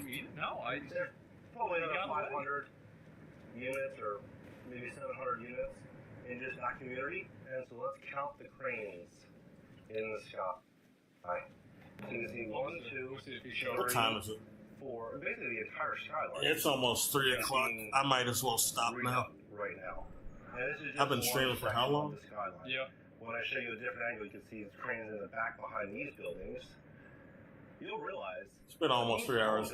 Once it gets to the 3 hour mark, and these condo builders and This is apartment builders are in such big trouble, and America doesn't. the fuck side does it open? I think that people, like, it depends on if they bring more businesses to Texas, right? Because, like, there's been talks of, like, Tesla moving more stuff to Texas as Yeah, well. that's And true. other places I keep doing seeing that. advertisements for them Even, here. The governor here Or has job been trying to, like, openings. bring more people in to, like, make businesses here. There's a lot of And, like, semiconductor whenever work this ends up going on happening, over here like, still. That isn't unless you're a leaving. software engineer, you're not going to be able to live here. They just did. Yeah, I don't know if it happened yet, but, like, I knew it was going to. Immigrants moving in? No, the immigrants don't live anywhere near here. Yeah, right. They can't afford Like, to they're live living here. on the other side of I-35 on like a riverside. Yeah, farther they can't back than afford that. it. Like, they're not anywhere near here. They can't live here. So what these builders do is they borrow or raise Yeah. money, and a lot of the money in which they borrowed a couple of years ago is at much lower interest rates. People like act like Rents were yeah, a bunch of much immigrants are just higher getting in. because everyone Dude, like they don't want to come here. They don't want to come to a lot of American areas. It's just too and so expensive. now as rents are starting to The money they can get over here is not enough to even live here. To hit the market, and interest rates skyrocket, and property tax and insurance skyrocketing. By the way, for some of these Not enough to apartments up feed here? even their family back home. $6,000 a month.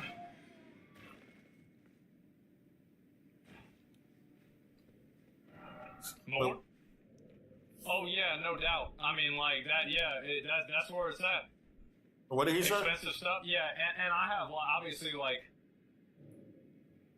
That's not a lot where I live. Yeah, I know. Like, I'm sure Train probably like his apartment that he's at. $6,000 a month for an $15,000 apartment. a month or something like that, right? Yeah, that's normal And, over here. Like it's worse, right? Like I had another friend that lived in downtown like New York, and like he was splitting rent with like 3 other people, and they were all paying like $4K or some shit. So like yeah, it does go up from there, but still that's nuts. He was in a condo, he bought it. Oh, for real? I didn't even know. I never talked about Oh it. yeah, he's blind. He can't see me. And these investors and these REITs. That's why he's not coming over here. Yeah. It's good. He'll only come over here if I hit him. Are probably not going down by 5 or 10%. Or if he hears me. By 50%, you just use your imagination. Rent's going to be coming down in a very, very, very big way. And so a lot of these landlords won't be able to get these loans. Stop your What's going to happen? spin the wind shit. Well, they're going to give the keys back to the bank. And so the new investor that's going to buy these deals, as the bank sells it, will have a much lower cost basis. They'll be able to reduce rents even lower and still be profitable. Y'all see this building right here? I remember I went to a job interview for a marketing firm Wait a minute. in like 2011 in this building.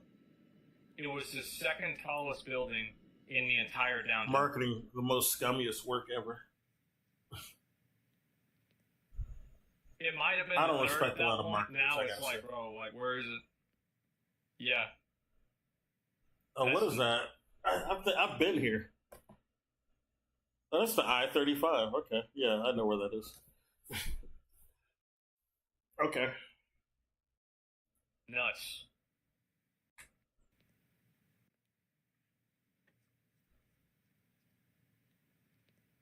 Okay. Let me rewind And it. so the new investor that's going to buy these deals, I know exactly where as the these bank buildings sells it, are. will have a much lower cost basis. They'll be able to reduce rents even lower and still be profitable. Y'all see this building right here? I remember I went to a job interview for a marketing firm in like 2011 in this building. It was the second tallest building in the entire downtown. Not anymore. In 2011, it was. Yeah, sure. It might have been the third at that point. Now it's like, bro, like, where is it? Yeah. That's nuts. We're putting more pressure on the new investors, and it's an endless cycle where the rich are going to get a lot richer, and a lot of the people that own these traditional tract homes inside of Austin on just on the outskirts are going to be in very big trouble. You know, especially if they don't In Little have China, the I mean, capacity to Texas, hold or on Austin. during the hard times. I think the hard times. Oh, bro, this Wendy's. See, like, I know exactly where this is. This Wendy's. I know that Kobe Wendy's. Worked here for a while, and like everybody would always like, because this is where 6th Street is, like right here. I think, I'm pretty sure. If this is where I think it is, and everybody would get drunk and then walk across the street over this Wendy's, and then sit on top of the Wendy's and drink and smoke weed. Yeah. Perfectly fine. Like, this is, bro. Like, this is the Wendy's. Times are coming in 2025, 2026, all throughout Austin. I think it's going to be a bloodbath in this housing market. You know, unless something really changes, I believe we're going to see more people looking to leave Austin over the coming couple of years than came, and we're just going to see a lot of desperate property owners There's just be a bunch of more rich people moving in. They're not going to. It's not. Those people are going to be to rent out these units to try to bring in cash flow. And so Austin, believe it or not, replaced with just rich people relocate to based on affordability. Yeah, I believe it when I see it, bro. This is so much. Sounds like copium to me. More cost effective to be in Austin than go to other areas. I would bet there's probably somewhere around. I'm moving to Austin because I can't afford to live here anymore. Yeah, that's smart. Yeah. You have 40 cranes. I can afford it. Yep. For now. 30 to 40. It's absolutely crazy. And I got more. I wasn't really expecting job opportunities that I could take advantage of. Talk about it. I think Meta just closed their locations here. They just closed up a really big project they were working on here. And I think that's just because they closed it, like the company's contracting, right? Like, I don't think that's necessarily indicative of like a trend in Austin. I think that's just because Meta is creating it like a smaller like company. That was the company bubble? Yeah, exactly. Like, because they overhired for COVID, they overhired for Metaverse, it didn't happen, and so obviously they had to fucking fire people, that was right? stupid. Metaverse is so stupid. They thought they were. Well, with the pandemic, we can really make Ready Player One in the Matrix. Like, you're stupid. I met S-Fan at this Hilton Hotel. I'm pretty sure it might have been this one. It could have That was been, always I don't unrealistic. know. It could have actually just been this one here at DreamHack, or it was like some party. Yeah, we had a friend who was staying here. You want to live in Austin? You know, I think Austin's a pretty cool city, but I don't think it's a city I want to move to. Like, I think it's cool to come here for a weekend, maybe. I wouldn't go out of my way for Austin. I'm nothing against it, but I like Austin. I think there's a lot of really cool places to go in the world. It's okay. I've gotten now used to it. everyone, for the most part, is working from home or working remote. Mm-hmm. So, there's a lot of options. This is a new video? You think so? Yeah, you can do a lot of work. There's a lot of work opportunity here where you don't have to go. So that's good. Inside of Austin, You don't have to go anywhere. Just stay Maybe home. that's what I should do, bro. Like, should I go on a landlord arc? You know, like Niz bought that gym. Maybe I should go on a landlord arc and I can live stream like Live stream being an asshole.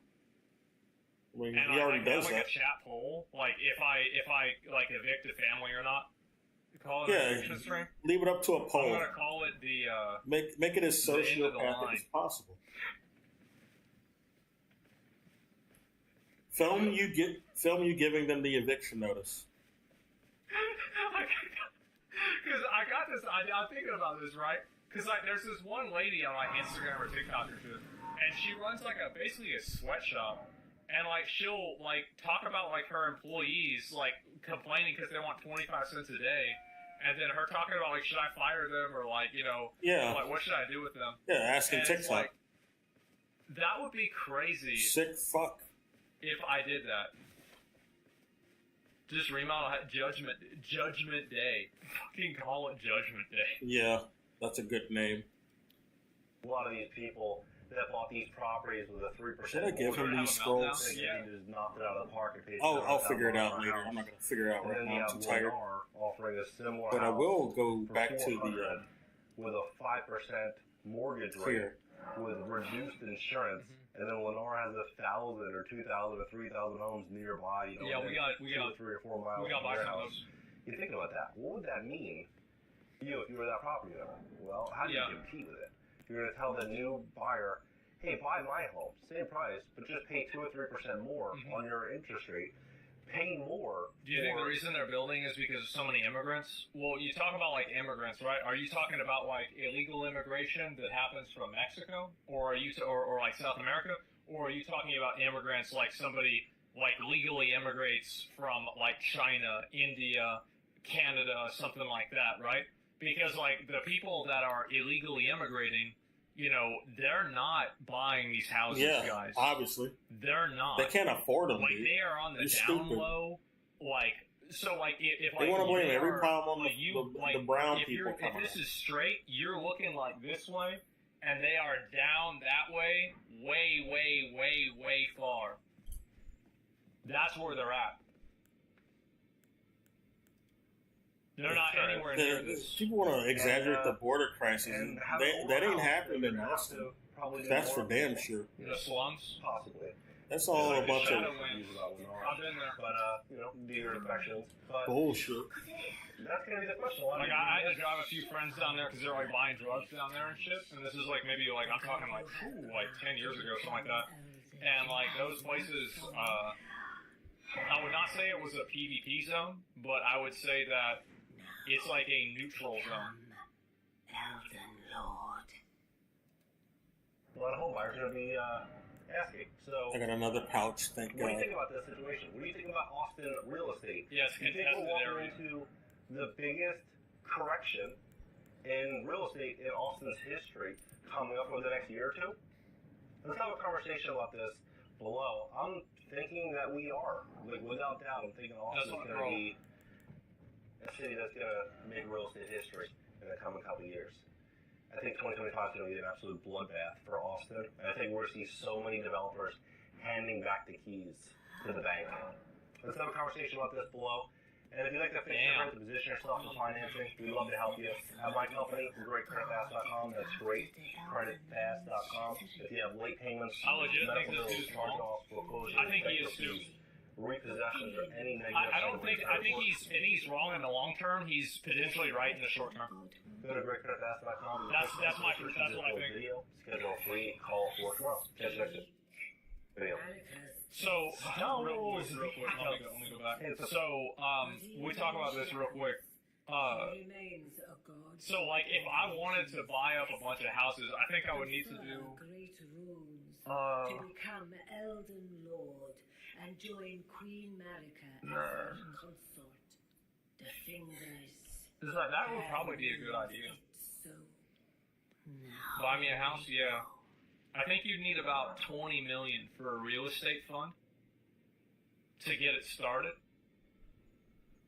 And so, could be a risky investment. It's never a risky investment because whenever you buy a house, you're also buying land. So, like, if you're invested long enough, like, unless you're buying a house in somewhere like Detroit, you know, and, like, you get fucked over completely. I gotta look it up. It's a hard asset, yeah, it's a hard asset.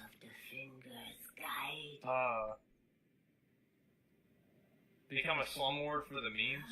Yeah. Don't forget the tax. Well, yeah, you gotta pay the tax, but then you can also, like, this is a good idea, bro. Like, if they start selling the shit back to the banks, this is a good idea. Well, I think you need $20 million to do this and, like, do it at scale to, like, make it extremely profitable. But, like, obviously, like, you know, I don't really talk about this a lot, right? But, like, a lot, like, people in my family, you know, like, on my dad's side, like, I come from very, very wealthy family, and so they have your dad's wealthy. like this. That's for sure. And so, yeah, buy a neighborhood and make it a streamer neighborhood. That's like the worst idea. That's awful. Yeah. Like, that is the worst idea. I wouldn't want that. Absolutely fucking not. Imagine having a streamer as your neighbor. I mean, my neighbors think I'm great. Like, they like me a lot. Ugh. And, like, there's been no problem. I wouldn't want to live next to no a bunch of streamers, man.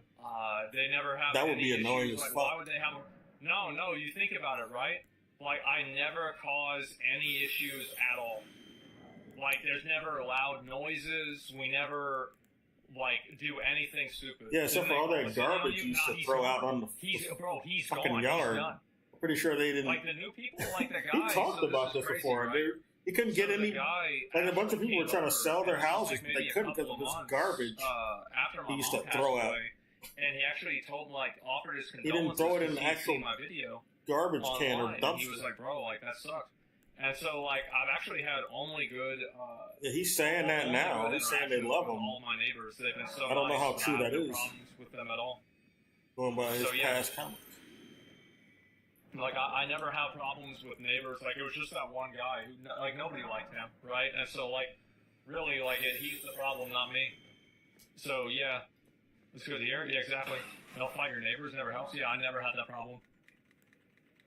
Send to care of the trash in your backyard. Well, now, like, I have, like, the city's on my ass, right? Like, they're basically, like, I'm actually on a first-name basis with one of the code inspectors here in Austin because she's been called to my house so many times.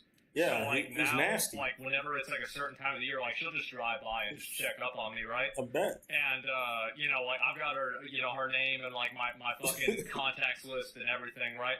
And so it's like she'll even like call me, and it's like it's not even a big deal. She didn't even. She's like, yeah, just you know, like just it doesn't even write the citation or anything like that. His So, entire house is probably exactly. And so a it's gross really not code a big deal. violation. Imagine if Jake Paul is your neighbor.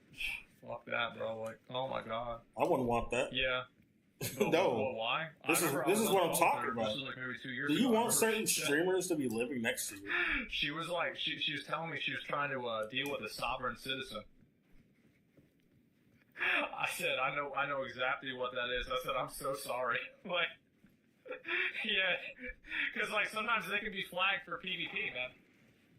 Like, is it property standards? Yeah, the grass was too high. Like, I don't get mad at her. Like, she's just doing her job, right? And like, it is me being wrong, right? He doesn't mow that like, lawn. It's not like this is, you know, like I'm being like bullied or something like that. Like, no, I'm breaking the law, and like I should like. Realistically, you can't have somebody with their grass. Like, there was a sunflower in my yard, and I saw it growing up. I said, I'm not going to get in the way of this. And so this fucking thing got taller than I am. This shit was like 7 feet tall. Yeah. It got That'll so happen. tall, it fell down. Guess what happens? Once. Like in Call of Duty, you prestige, you go back to level 1. It did that. It starts growing back up again for round 2. It got halfway, and then she showed up. I had to get rid of it, right? But yeah, it's just suffering from success. Yeah, it got too tall, and it fell over, man. Same joke again? Yeah, I know. But it was a good time.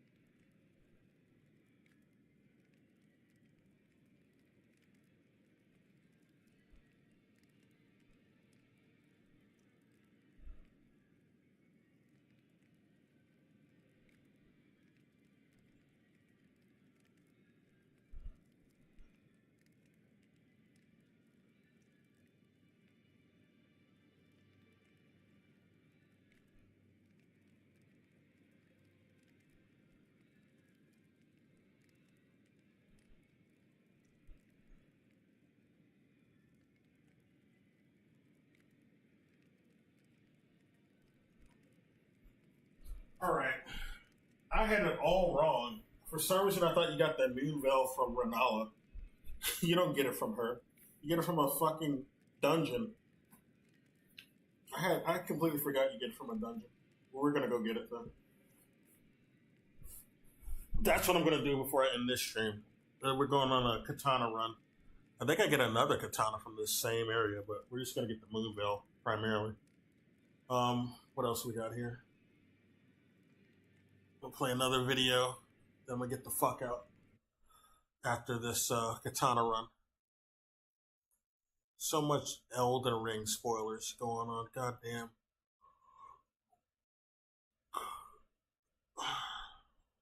Why did they do this?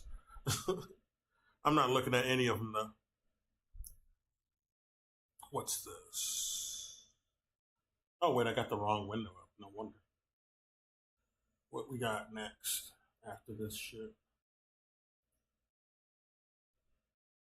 Oh, EA and BioWare's massive fail. Okay, let's see what this is about.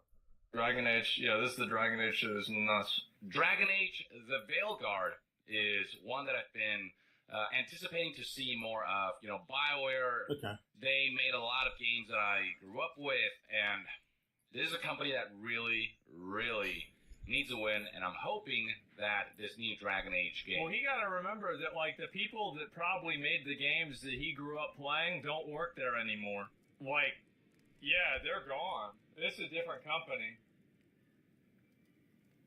will make us go, okay, maybe BioWare is back, and we can look forward to great things in the future. Yeah, all the good people who used to work at BioWare don't work there anymore. That's true. I think they've already stumbled. In terms of the quality of the final game, that remains to be seen. I did see sort of a 1 hour behind the scenes, behind closed doors presentation of it. That is basically what they showcased in the 20-minute gameplay presentation that they released recently. I saw a little bit of it. A longer version Some of the combat looked alright. Which actually looks really robust. And they showed more moments in between than the and they gameplay said trailer. It seems to have more RPG elements in Inquisition. Publicly, at least. There was also developer commentary that explained some of their goals with or dialogue choices. And so in terms of what the final game will be like, that remains to be seen. Keeping my fingers crossed. But marketing, let's talk about the I'm the kind of person that, like... I don't like how the game looks, has though. Has there ever been a game that, like, I saw aesthetically... the trailer for the game, I thought the game wouldn't be that good, and it was actually good? The story doesn't look good. Does that happen? Has that ever happened? Stellar Blade? But the gameplay might be... Monster I don't Hunter? know. We'll see. You're right. I did think Stellar Blade was going to look kind of bad, but then... It was good. Also, by the way, apparently. that's because the first trailer I looked at, it didn't show a lot of gameplay. I thought it was quick time events because it was a PlayStation game. So, like, whenever I saw like, that's the fair, I guess. extended demo of it, it was good. And Monster Hunter, I mainly just didn't like that because people were fucking annoying about it. I can understand. Yeah, Monster Hunter fanboys can get annoying. Like, Helldivers, like, but the game's good. I didn't really see like the appeal in it. I didn't really play Helldivers a lot. I think it's a great game, but it's just not really for me, right? Reveal trailer that has garnered overwhelmingly negative reception. I think the concept of this trailer was just ill-conceived. It was. And not in line with the tone that a lot of fans would expect from Dragon Age. So the first thing I'd actually like to do is to check out the trailer itself and show you what I mean. Here we go. I will say, graphically and it's here. Aesthetically, like the game does look beautiful. Hey, pothead. I think it looks mediocre. Need some help? It looks like every other Fortnite fantasy game. It doesn't have like any sort of like real unique like hook to it. And like I think a good parallel to this is like Dragon's Dogma 2. Like Dragon's Dogma 2 doesn't really have like a very unique style to it other than the monsters, like the large scale monsters. But it visually looks a lot better. This is kind of just like a worse, more cartoony version of that. According to my calculations, and this is the trailer, but when you look at gameplay footage, well, yeah, the engine is doing work. The Frostbite engine. Well, it's like the tone, right? The tone is just so, I don't even know, like, what the word is for it. It's like so... It's like the pinnacle, millennial, quirky, collecting Funko Pops mentality, you know? It's quirky, yeah. Yeah, they're introducing the characters and giving them their role titles and everything with little quips and whatnot, interjecting throughout. Of course. They're showing the gameplay. Cozy, corporate art for games, yeah. Totally.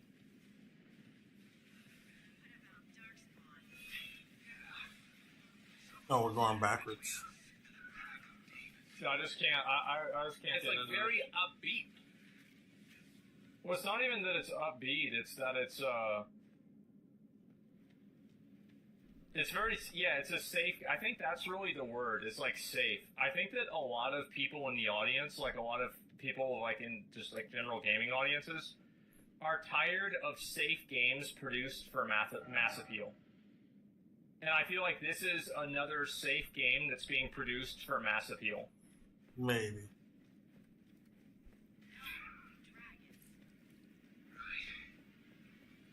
Looks like Disney It almost shit? Yeah. feels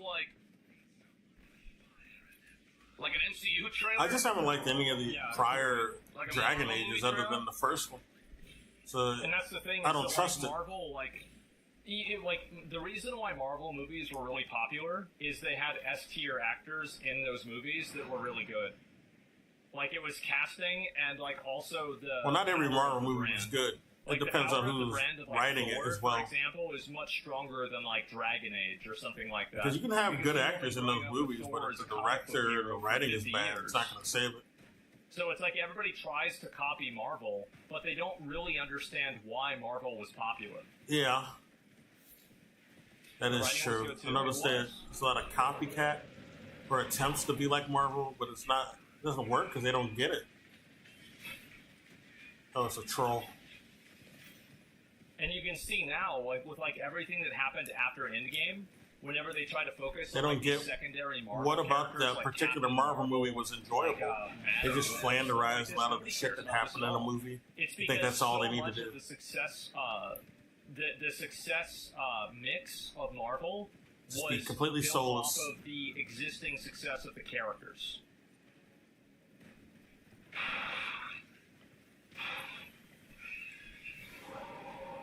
And like, of course, a big part of Dragon Age is putting a crew together and everything, but Yeah. Oh fuck! And it's also like another thing is like the text even. It just doesn't like this text here. I feel like this is the text that you look at for like a girl's OnlyFans. What? What does it say? I can't. I'm not even looking at it. Like this isn't for like a dragon game. Like what the fuck? What is it? I gotta pause this Yeah. real quick. Wait, what the fuck? What does it say? What? What the hell type of text is it? Yeah. For What does like that a mean? girl's yeah. This text. Deify the gods. And it's also like another thing is like the text even. It just doesn't like this text here. We're just talking about the font of the game in this trailer. Because it's because it's pink.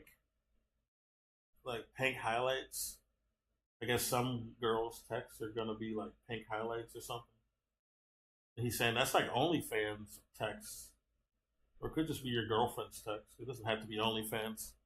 But I guess, I don't know. He has dated an OnlyFans girl, so that could just be both for him. I feel like this is the text that you look at for like a girl's OnlyFans. I mean, why is he shaming though? He dated somebody who did OnlyFans, and he said, "I don't care." Now he's acting like he's too good for OnlyFans. You're not too good for OnlyFans, Aslan. Maybe some other people can say that, but not you.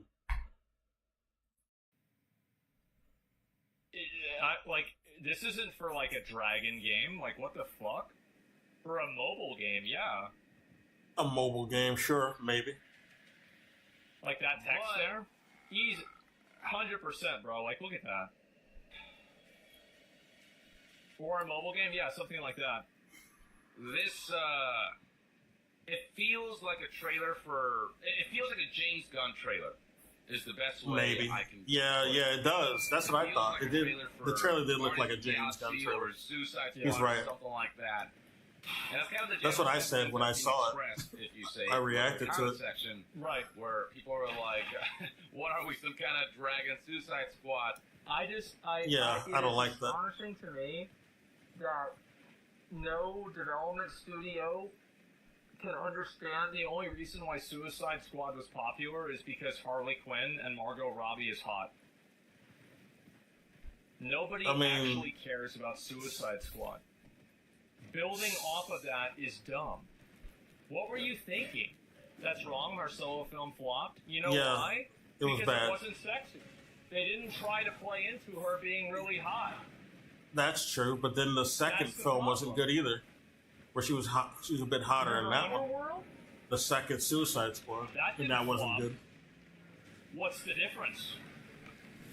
I just don't. I think they just don't know how to make these movies. Are you sure this is dark fantasy? I mean, I remember playing Dragon Age Origins, which is still my favorite Dragon Age game. And tonally, it feels so misaligned compared to what I think a lot of fans would like Dragon Age to be. Yeah. Some people miss sort of what Origin established and wish it harkened back to that a lot more. And then beyond that, people are saying things like The real reason why YouTube removed dislikes. Game where the entire world is on the brink of destruction and the stakes have never been higher. It certainly looks like everyone is having fun. Yeah, that's again like the inability to take anything seriously. Like everything, every part, and I think that also like it feels so very artificial and like fake. The trailer for a game that lacks everything we loved about Dragon Age. So the feedback has been pretty harsh on this trailer. Now they did show gameplay, and the reception of that is a little better. It is definitely much less overwhelmingly negative, but there's still quite a bit of dislikes on this. I don't know why anybody was excited about this gameplay. Nothing about it looks good at all. Yeah, it didn't look you could exciting. Look at any Unreal 5 combat demo for any fantasy game, and you would see something this good, if not better. Like, it's really not impressive or quality in any capacity. The dialogue, 90% of it was below average. Yeah, I didn't like the dialogue at all. What's really going on here? Like, I don't know how anybody, like, the boss fight was badly designed. Like, everything about it was basically bad. How could you possibly... It's amazing to me that so many people were like, oh, wait, it might be good. No, it just might be better than Inquisition at best. I think in large part it has to do with the first impression that the trailer made. You guys quit tracking me like this, dude. Stop. Obviously, given Bioware's Oh wait, I got the history darts. with I should showing, use those. gameplay footage. Trying to learn about crystal darts.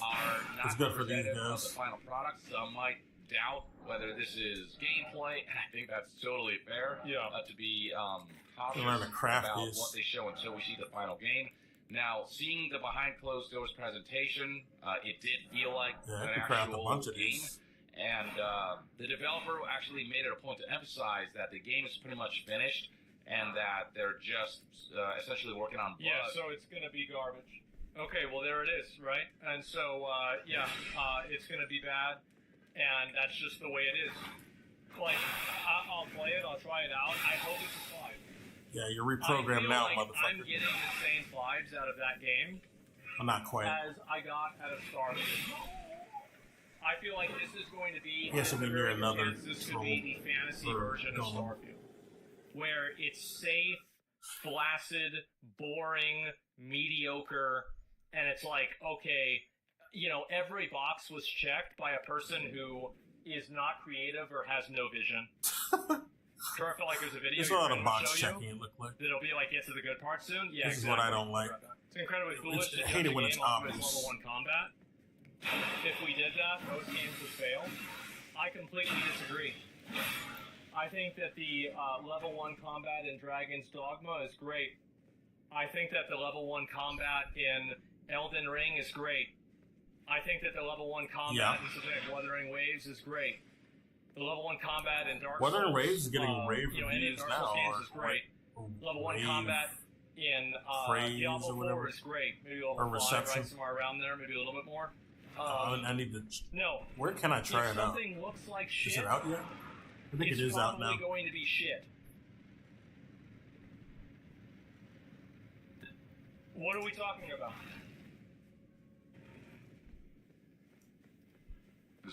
And whatnot. So it's not like this game is still deep in development. It's like it's pretty much almost done. So hopefully that does mean that the marketing here represents the final product. For me? But yeah, I mean, come follow me here, motherfucker. It looks striking. I think the engineering is doing a lot of great work. But one area, I think it looks like garbage.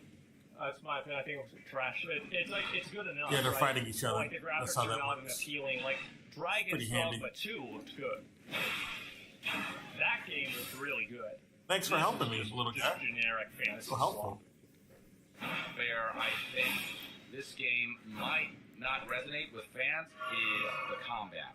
It looks very third-person action, which might be more in line with, if you're a fan of Dragon Age 2, maybe you'll enjoy it. But I feel like they do have the pause aspect of, being able to tactically engage with combat, but it doesn't have that bird's eye view, not that I can see here. It feels more like, like Final Fantasy, where you pause, maybe Final Fantasy 15, where you don't even directly control the crew members. It's more, you get to slow down time or pause time and then choose your companion abilities. This is not the right catacomb. We're going to find the right one. Mass Effect, even, where you're not directly controlling your crewmates, you are picking their abilities for them to deploy on certain targets and stuff like that. But that's, Mass Effect, that's that play style. There's a number of games that have you fighting with a group of companions. There's something like Baldur's Gate 3, where you're pretty much having them do all specific things. There's something like Grand Blue Fantasy Relink, where you give them the abilities and they use them to their own discretion, and there's a couple of types of programming that you can give them. There's something like XCOM, which I don't really know how that game works very well, but I've seen some variations of it.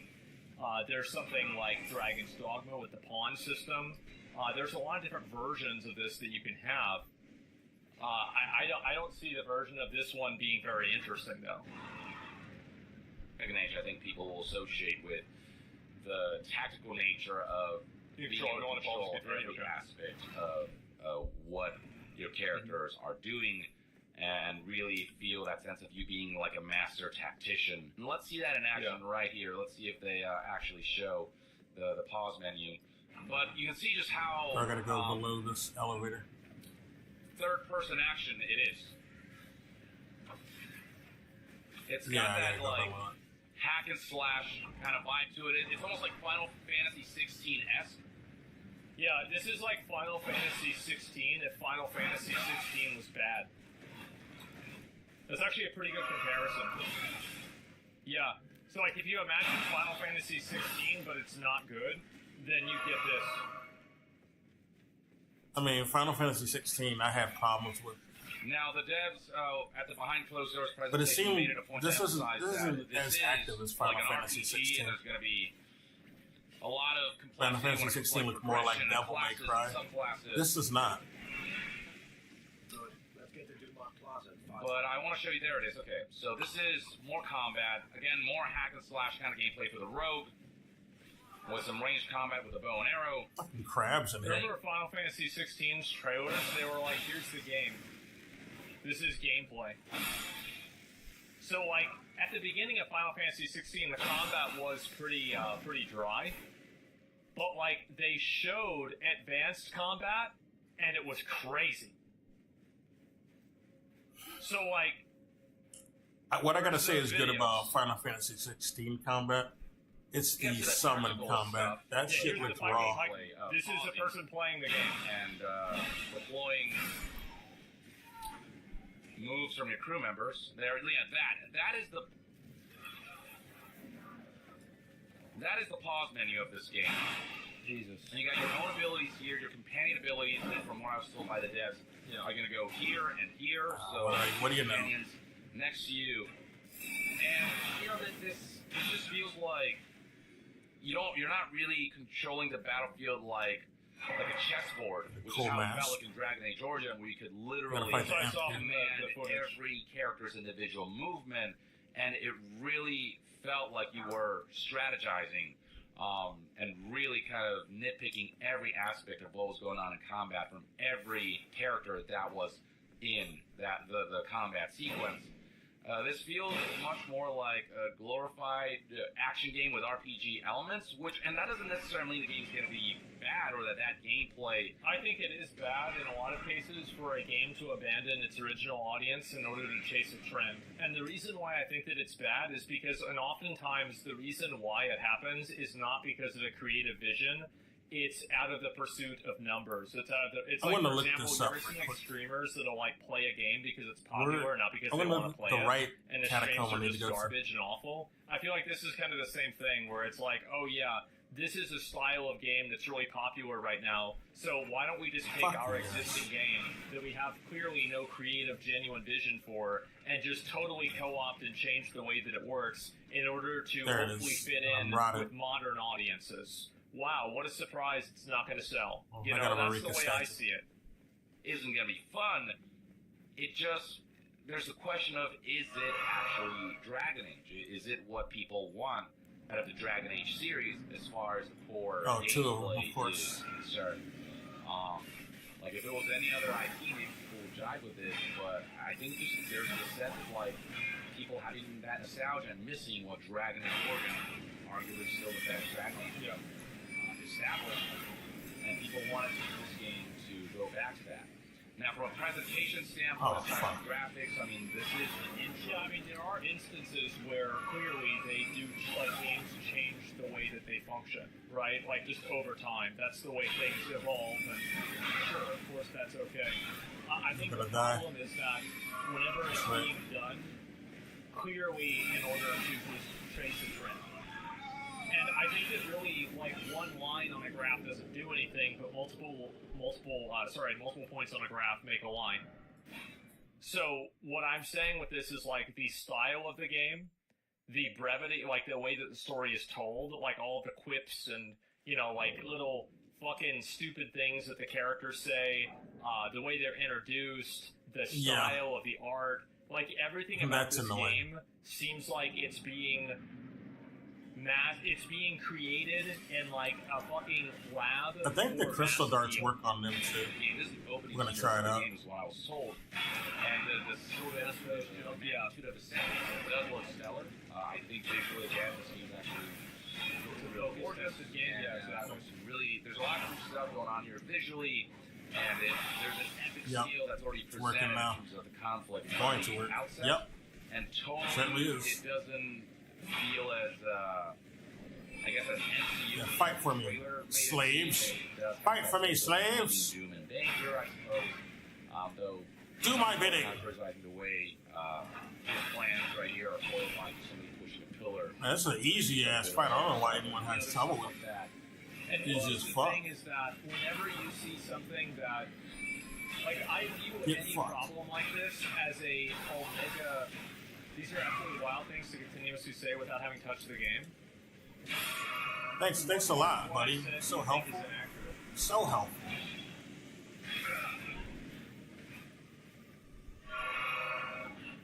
What part of it? I guarantee. I truly Bye-bye. in the mining canary of video game problems. Yeah, it works on these guys. That fight is easy, that. Is that I think that if you Crystal can darts see are problems goated. very early on, that Take they care of will those be annoying little indicative imps. of even So more this was not the right problems one. later on.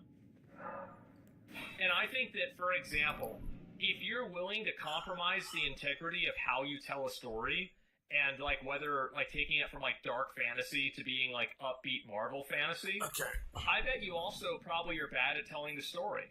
Because if you weren't bad at telling the story, you probably would keep it in the same vibe. And yeah, that's I've gotten it that's before. I'm just trying to be logical with this. Like, if you And I don't wanna get it care before about I the end the story stream. enough to change the entire nuance of the way that it's told, I bet the Look at story's Tom. also going to be bad. Like, I think that's very fair to say. How does the game look bad? It looks like it runs smoothly, and you say it looks like shit? I do. I think it looks like complete garbage. So, I'm going to go ahead and pull it up, and you can tell me if you think it looks good or not. Let's go towards the boss. It didn't look that great, I gotta say. Does that look good to you?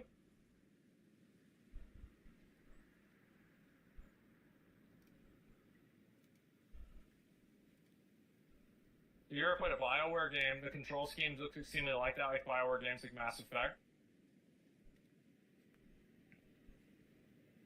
Looks like I went the right way. Like, what about that? Do you think that looks good? I think this looks like garbage. Personally, I think it's just complete trash. Oh, now I know. Okay, I got it. I know what I did wrong. I do. Like, I think it's passable. I knew it was over It's here. not like it's so bad that I won't play the game, but I find this to be bad. I do not think that it looks good. The visuals are awful. And I think also... Yeah, I don't like how the game looks. I completely believe in judging a book by its cover. Because I think that if you can't even be bothered to make a good cover for your book, it's probably not that good to read. So if you can see a trailer and the first impressions of the game are bad, I think 9 times out of 10, probably more than that, it's actually just going to get worse. I'm sorry. I do. It's that simple. Could you be more specific about why it looks horrible? Sure. So I'll go ahead and I'll explain some of the reasons why I think it looks bad. Without playing it, I mean, look at Dragon Age Origins. Certainly wasn't setting the graphics standard on fire. Back whenever it came out, it wasn't bad. And also, graphical fidelity is different than graphical style. Yeah, Dragon Age Origins style of was this good game, I for think, when is it came out. extremely We're talking about generic. current. If you look at, for It's example, not even the way graphics that are the problem, it's the interact art with the other style. colors, it You can just have feels worse like you're getting, graphics. Like Elden Ring does looking not at have the this game most and playing high-def this game graphics. But feels like you're the getting a presentation visual is great. migraine. The art style is great. Because of the bloom on the colors, and then also if you look at the way that spell effects are described and indicated in the game, they're hard to read. It's like annoying. Your character's camera angle obscures what you're actually trying to avoid. The grass is making it more difficult for you to see the ground effects. Yeah, I did Like, it wrong. this is just awful. And so whenever I see this, like, if you look at the color and everything, and you really pause, you can barely even see what's going on with this boss. Because the colors are so vibrant against something that's, like, very dark colored. You can barely even see what's happening. I don't think this looks good at all. I think it looks awful. It's blurry, yeah, it's terrible. I hate that they And I speed the video understand that, up. like, some Just people make might it move not at a see it normal this pace. way, Like, but whenever I I'm see not this, like, disoriented. I care a lot about the way games look, and, Okay. like, not graphics, but Now style. I can tell probably what's I going think on. the style for this is horrible. Like, the only game that I can think of that's this bad is this other game.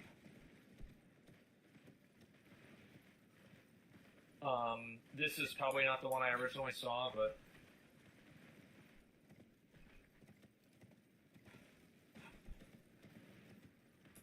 It's over here. What the fuck is going on? Like, really?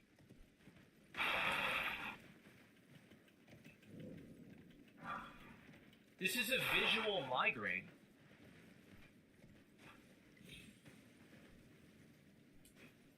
I'm sorry, this is terrible. And this is the same. You guys see the parallel here? So yes, I think that you can absolutely judge a book by its cover. I think that you Not can here. 100% tell whether something is good or not just by looking at it. And while I can't tell what the game feel is, and I still think, again, this is good enough for me to try, but my bar for that is so low.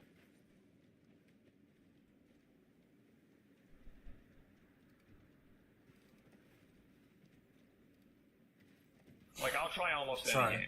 But yeah, I mean, if this set piece is representative of what the rest of the game will offer, then cool. And I think in terms of the cinematography of like dialogue and the seamless transition from gameplay to cutscenes and dialogue, the cutscenes, the in-game cutscenes, I think are presented really well. Oh, this is the wrong. presentation is kind of where this game so far is really appealing to me.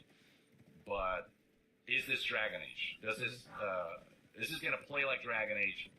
And you know, obviously, this is an intro sequence, and it feels very linear. So, what's it going to be like once you get out of the intro sequence? You know, it's going to be worse. It's going to be garbage. Like, no, it's not like the game is going to be.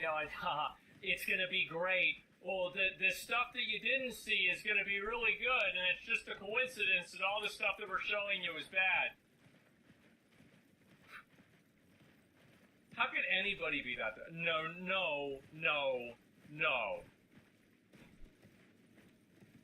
Okay. How open is the open world going to feel? The I'm gonna do a quests, the frame by storylines, the variety and magnitude of content, all of that is still they up cut it in one the part air. too? So yeah, I don't know, man. The game is supposed to come out and fall. Doesn't matter if the combat in the game is what will. That is the way. That is the window in which you see the game. If the combat is bad and visual migraine inducing, then the entire game will be bad. Because the combat will be what people will do after they finish the campaign. And also, I think if the combat's bad, if you can't get the combat in a game like this right, you probably can't get the other stuff right either. Well, 2024, so there's still a couple of months left for them to hopefully market the game better in the lead up to launch and show us the stuff that's really going to wow Dragon Age fans. You know, cool looking set pieces and presentation alone is not what's going to be able to carry whether people really feel invested in this game. Graphics, yeah. I think they're going to have to show more story beats. They're going to have to show more open world stuff. They're going to have to show more of how the combat looks. Right now, like what they showed here in terms of combat, they didn't have... characters always being so unappealing doesn't help. Yeah. And I feel like this is another problem the game has, is like, did he link the video? Yeah, he did. So every single one of these characters, you already know what their personality is, right? This is the, you know, dwarf, hard, you know, like badass guy. This is the cool female dwarf that also drinks alcohol, that has like a cool personality. This is the dangerous assassin guy who, you know, is like in the shadows. Yeah, they're archetypes. This is the quirky, you know, spunky, like, you know, funny yeah, the character introduction looks terrible. I hate this trailer, dude. It's so awful. This is just basically your it's a really bad trailer. Guy that he's probably like the smart guy that understands everything for Dragon Age now. You know, for the group, and it's he'll tell them, like, he'll know more stuff than him, right? And then you have like this guy who's like this like ranger. He doesn't even do anything. He's just fighting something, right? There's not even any personality at all with that character. Then you have like this girl who's like some badass, super cool, like, you know, female protagonist that fights dragons. Like, and you can get like in all of these personalities, I feel like are so cookie cutter. They're super, super cookie cutter. I do. That's the way I see it. It was a girl? I think so. I think. The worst part about it, how it's also predictable? Yeah, exactly. Doesn't even know. It's like a heist movie? Yeah, exactly. It's like a heist movie, but like, the problem is that, like, you know, you can look at, you know, The Italian Job or Snatch or something like that, where, like, they basically introduce characters as the stereotype, but, like, the movie does that. Like, it does that, and it respects the intelligence of the watcher. Right? It does it in a way that's cool. Can you already tell, though? Yeah. Yeah, pretty much. How much do you guys, like, what do y'all think I'm right about this? With the character personalities? Very likely you can do right, exactly. And so, it's just... much in the way of, like, choosing abilities from companions and how the tactical element is actually going to work. Like, you've got one ability here that's yours, but all this other stuff is locked, and there's obviously stuff that will unravel. So this is wrong about Varric. He's a known caretaker from the old games, and you're way off of him? what makes you think that they're going to Looking allow at this on my personalities phone from the old also games to looks carry like over to the interesting. new game? So every single other version, every single other aspect of the game has been changed and modernized, but you think that the one thing that won't be modernized is the thing that I'm saying, just so you can argue for no reason? So they changed the style, they changed the tone, they changed the art, they changed the combat, but there's no way they're going to change the personalities of the characters?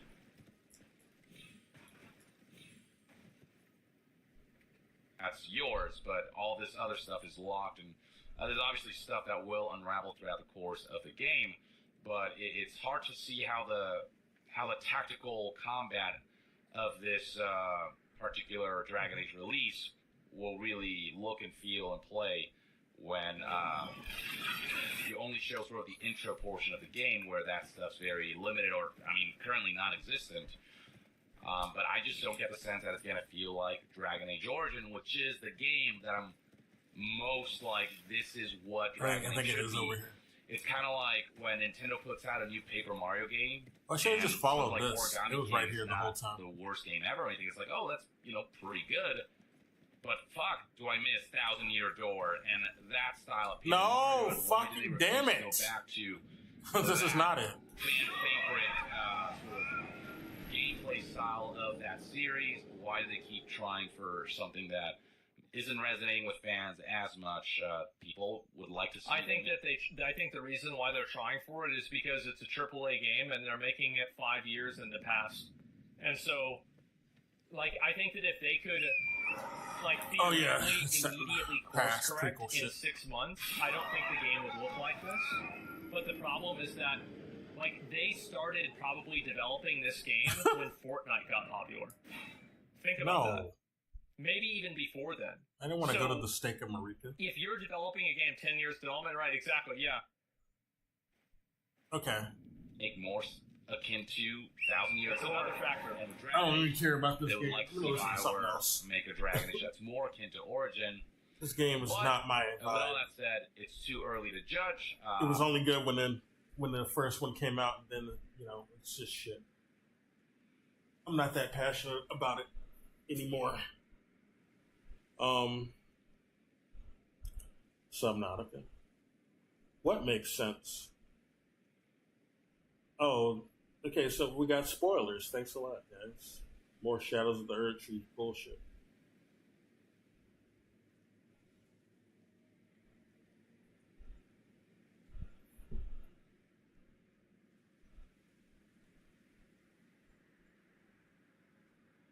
Listen to some Moist Critical right quick before I leave this stream. It's getting late. It is late, actually. It's 3:30 almost.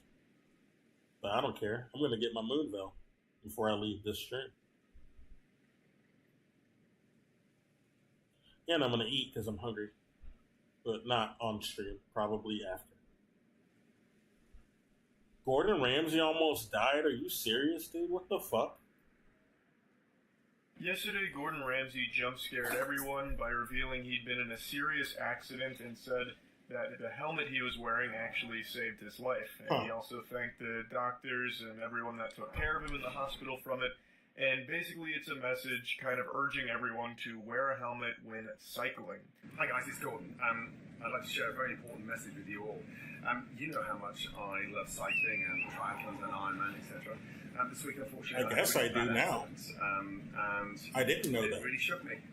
And honestly, I'm lucky to be here. He really does seem shaken up by this whole experience here. When I think of Gordon Ramsay, I immediately think of him calling someone an idiot sandwich and yelling and screaming. So if I had heard that Gordon Ramsay got into a bike accident, I would immediately assume that he got off the bike, started shaking his fist at it and calling it a fucking donkey or something and spitting on the bike. But then he'd walk away unscathed, unfazed, and throw a grilled cheese in the fireplace and just take a big old bite out of it.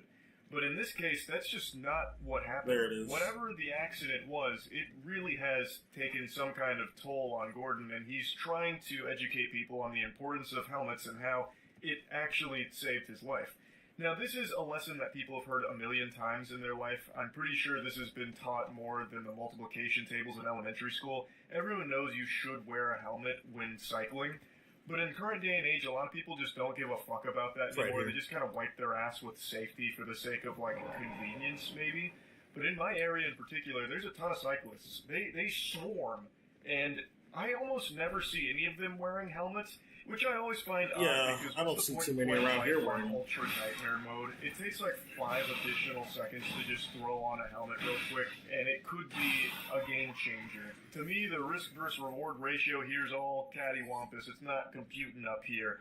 I don't see why you wouldn't just wear a helmet to be safe. It's not like you get some kind I had of a really old additional senior benefit citizen out of guidance not counselor wearing at my one. So I don't high school really who used to understand it, wear. but I mean, he I'm didn't not even wear a fine. helmet. If He you want to used go to out ride there with a helmet motorcycles. on, and I see you on the sidewalk, I'm not Loved going to him. slam on my brake and drift my car in sideways, so I'll get out and start, giving you a spanking and telling you that you're being naughty for not wearing a helmet. That's fucking your choice to make, I suppose. I think it's a silly one, though, and I really appreciate that Gordon Ramsay's coming forward and using his platform to just try and educate people again on how important a helmet is and how it can Probably actually got like save your life. penalty ticket for that shit. So yeah, he caused like some traffic accident maybe. This is his public service announcement or community service yesterday. I don't care how Because short of the that. journey is. I don't care, the fact that these helmets cost money, but they're crucial. Even with the kids. Yeah, I would wear one Short journey, if I rode a you can't wear motorcycle. helmet. Now, I'm lucky to be standing here. I'm in I don't pain. trust a lot of drivers out here. I can trust myself on a motorcycle. Sort of And I don't trust getting anyone else through it. driving. So I put that on. I cannot tell you the importance of wearing a helmet. That is a gnarly bruise right there. Calling that a bruise is doing it a disservice. When I bang my knee on this desk when I get excited. Oh my god, that about shit was bruise, insane. that is Let me go hit by back. 5 sledgehammers. That What was the like the fuck? damage you would Wait a minute. suffer if I might show this on stream in a minute. That is a I want to show it after I get Sort this. of getting through it. But, God damn, dude. I cannot. He doesn't have anything. He doesn't even have any wrappings on. That's like the biggest blood cut I've ever seen, dude. That's from the injury he got when he crashed. That's awful, dude. That's terrible. He's an old man. He can't be taking injuries like that. Tell you the importance of wearing a helmet. That is a gnarly bruise right there. Calling that a bruise is doing it a disservice. When I bang my knee on this desk when I think he I might get even be excited, older than I'll my sometimes mom. bruise. That is like Oh, I got get the hit by fuck out of 5 sledgehammers. That looks like the damage you would suffer if One Punch Man accidentally flicked you in the oblique. That Yeah. is a crazy amount of bruising. I don't know how he's That's some internal damage. It looks like. It's Father's Day for new fathers, old fathers. It's not even just a I bruise. want to wish you all a very happy Father's Day. But please, please, please, please wear a helmet, because if I didn't, honestly, I would be here now. Happy Father's Day. An unexpected video from Gordon Ramsay, but an appreciated one. Like, he's just sharing his first-hand experience here with something traumatic that he went through and how he believes his life was saved thanks to that helmet, and of course the doctors and everyone at the hospital that treated him, and just trying to spread that message. And I think that is nothing but 2 big thumbs up for me there. But Twitter is a different story. Twitter ghouls have this impressive ability, almost like an X-Men level mutation here. It's almost a superpower, to find the stupidest spins on even the most cut and dry situation. Wait a minute. Okay. Something as simple So, as, hey, Twitter wearing a says helmet's something good about- to keep you safe. Maybe you That might wasn't want to think cool? about doing that. They find a way to turn it into something bad. One intellectual powerhouse replied to Gordon's video saying, "Complete shite, Gordon," and then he dropped What? this fat little nugget of wisdom here, which is a What do they graph mean? that shows death per billions of kilometers I don't cycled get it. versus the helmet wearing rate percentage of these regions. Imagine being the loveless loser who comes in here going ballistic because a guy who almost lost his life is talking about how a helmet might have saved it. Now, this individual isn't the only one fighting back against Big Helmet here, but he is by far the most adamant. He is tooth and nail in the trenches, still replying as of me making this video like 18 hours later, it seems, So he is definitely their fiercest warrior opposed to helmets. Okay. Now, he makes arguments that helmets do nothing to mitigate serious injury. They only help with, like, scrapes and bruises, maybe, but doesn't actually do anything. I guess that helmet wouldn't have helped him with the injury he has there. That's on his abdomen. And then says the big issue. But I guess he could have died, though, because he could have got a serious injury in his head. And if he didn't have the helmet, he would have died. He'd be dead. So I guess that's what if he viewed helmets as an unnecessary distraction, Gordon Ramsay would be 6 feet under right now, fucking making risottos up in heaven. So, legitimately, he is just wrong about them being an unnecessary distraction. In the situation Gordon Ramsay is describing, without that helmet, he wouldn't have survived. Yeah. I also just don't understand what it's a distraction. That's the only Italian thing he knows how to make. Distracting you from sending your 4,000 everything else Italian in 24 hours? Like, how is it an unnecessary distraction? It takes I think that is Italian. Is it Italian? Helmet on, and it does help keep you a bit safer. Of course, it doesn't solve every problem magically. Nobody is saying it does. He's fighting a ghost here in the comments. He keeps thinking that everyone's saying that a helmet solves all the biking-related issues with, like, cyclists dying, whatever. Like, that's not what anyone's saying. All they're saying is it does just help your odds. And in this case, it actually did save Gordon Ramsay's life. There's just no reason not to wear a helmet. The main thing he wants is better infrastructure for cyclists, which I do completely agree with, especially in the United States in particular. Doesn't he live in infrastructure for that is absolutely the safest possible thing for cyclists. He dropped this here talking about I don't think that place is conducive to driving in general. That a helmet is an easy out by promoting it. And no one's arguing that a helmet is going to, make sure that cyclists are immortal or anything. But it's just like the easiest thing you can do to immediately improve your odds of surviving something traumatic like Gordon Ramsay experienced here. The beautiful thing about having so many neurons in your brain is that you can actually focus on multiple different things at the same time. You can be saying we need better infrastructure to keep cyclists safe, while also saying, hey, cyclists, helmets do actually help you in the event of an accident. It improves your odds a little bit. You can do both things. Again, a helmet is not this end-all, be-all of safety, this panacea that cures any possible problem with, like, cycling safety. But it is something that undeniably helps. Another thing this cringe vulture and a few others like him do in the comment section is latch on to this idea that we don't wear helmets while driving, which makes everyone a hypocrite because driving causes a lot of head injuries. Basically just keeps reiterating, why aren't you wearing a helmet while driving a car? You absolute goober, when you drive a car, most people wear a seatbelt to improve their odds of surviving a crash. The car is also equipped with safety equipment such as airbags. Talk to you later, Jarman. On a bike, what do you have? You put an ejector seat on your bike to immediately get out of a tricky situation. You put a baseball card in the spokes of your bike and then installed some fucking airbags down there too to keep you alive? No. The only thing that you can really do here on a bike in this context is wear a helmet. That would be the equivalent of wearing a seatbelt while driving. You're making dog shit arguments for an indefensible position. Don't wear helmets. You're a fucking lunatic. It sounds like you've already hit your head and you want more people to join you there. He even has the gall to say this. The reasons not to wear a helmet is that you take more risky decisions when wearing a helmet and drivers take more risky decisions around you. He's almost saying that it's more dangerous to wear a helmet than it is not to and just raw dog it, which is just ridiculous. It's so silly, I don't even know where to start. So he thinks that cyclists wearing a helmet make more risky decisions because they're wearing a helmet. I guess. I don't think so. I don't feel like when people put on a helmet, they think that all of a sudden they become Superman. I just don't see that being the case. I do. Just like someone who puts on a seatbelt doesn't immediately think they can fucking ramp off of a parked tow truck like it's GTA 5 and be unscathed. I don't think that's the case for cyclists wearing a helmet. And I really don't think that drivers are going to start treating you different if you're wearing a helmet versus not. Like, I don't think drivers are going to see you wearing a helmet and be like, oh, this guy can take a little bump here and just fucking swerve into him or anything. If you're wearing a helmet, I don't think drivers are going to start making riskier decisions because they think you're in, like, fucking body armor or anything, versus if you weren't wearing a helmet. I just don't see that being the case in reality at all.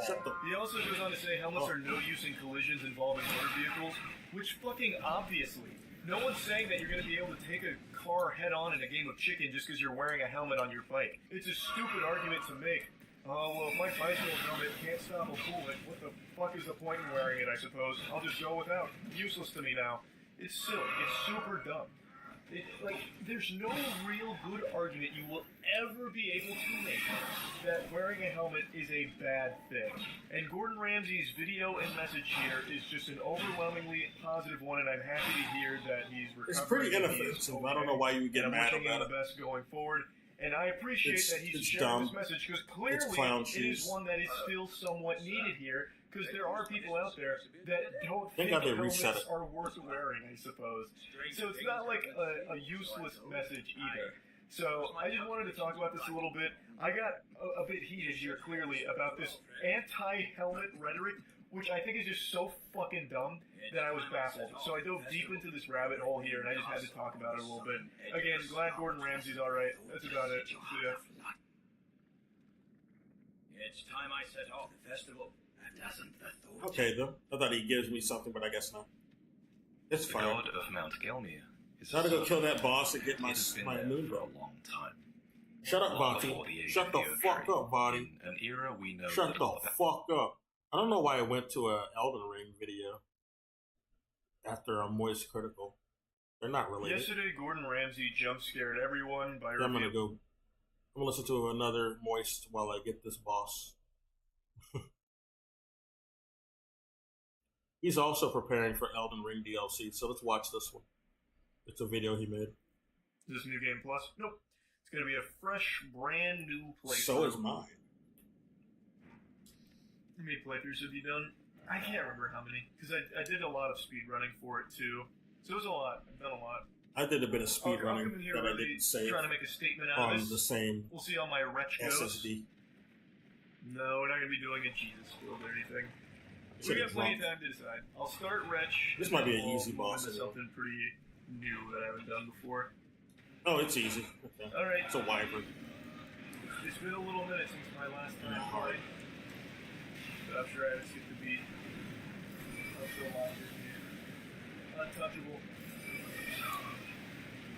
Stop spitting your shit on me. Punch build ain't a bad idea, especially because DLC's got like the martial arts moveset coming into it. I can practice by just doing a punch build. Punches, endurance, strength, only Mike Tyson build. I forgot to sit down at the other bonfire. Fuck. Fisticuffs. Just be a straight up pugilist. So now I gotta run through this bullshit again. Alright, first boss. Let's see how And when you fall down here, there's no way to get out. Well, it's not scripted. You can kill him if you're good enough. So I'm gonna run through here again and just sit down. Good start. Okay. That fell apart. Oh, he's fighting the grafted scion. God damn it. He started completely over. Okay. Cringe. Alright. He died to them just like I did. My cheeks all out, blowing in the wind here, baby. That's what it's all about. Yeah, the grafted scion is pretty hard at level 1. Alright, let's see how Tree Sentinel goes. Go sit down and get rid of here for 5 hours. The ads. It's time I said. Yeah, we know.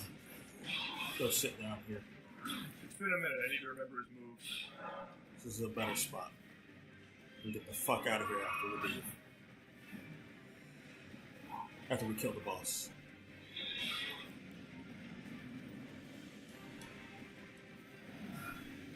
Come on.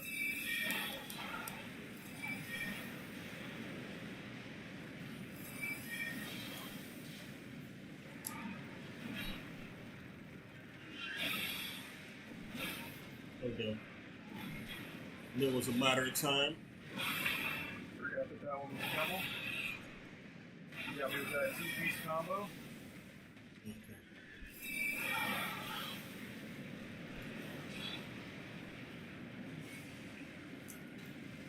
Panic roll. Okay. Not the greatest first run I'm looking up here.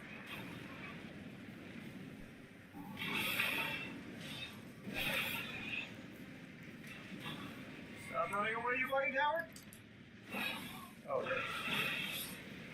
I buffered the roll. Lucky. Why am I even locked on? Well, I am locked on to it so I can shoot shit at him. Oh, fuck.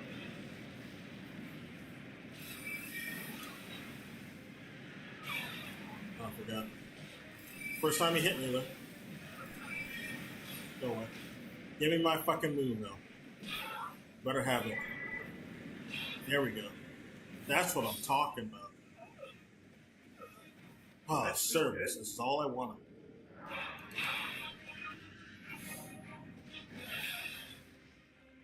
Okay. Actually, why did I... damn it. I'm going to have to run through again. Oh, no. Never mind. We're good. Ah, we got it. We have it. And speaking of having it, I do want to go somewhere right quick. Here we are. Yeah, we're going to go here. And Thus begins the use one journey of them of the dragon hearts. bare-fisted barbarian.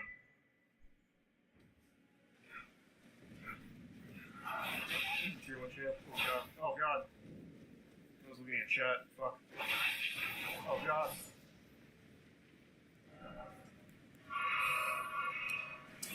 And we only have Dragon Maw? Fuck that.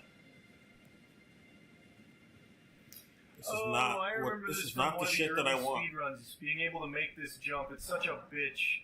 Oh wait, no, actually no. This isn't what I was thinking. No, it is What what I'm jump are thinking you of. trying to do? Wait, no, this is not what I'm thinking of. Let's go level up the Moonvale before we get out of here. Top 3 bosses from Elden Ring release. We're done. Well, actually, no, I'm going to end it. I don't have to do any of We're that. done. We're going to end it. I'll be back tomorrow. And I'll be streaming every day until the it has to be DLC is out. Anyway, Has to be. Mode 9 top 3. yeah, take care. If anyone sees this shit, good morning. I mean, it is morning now. Or good night if you're on the West Coast, I guess.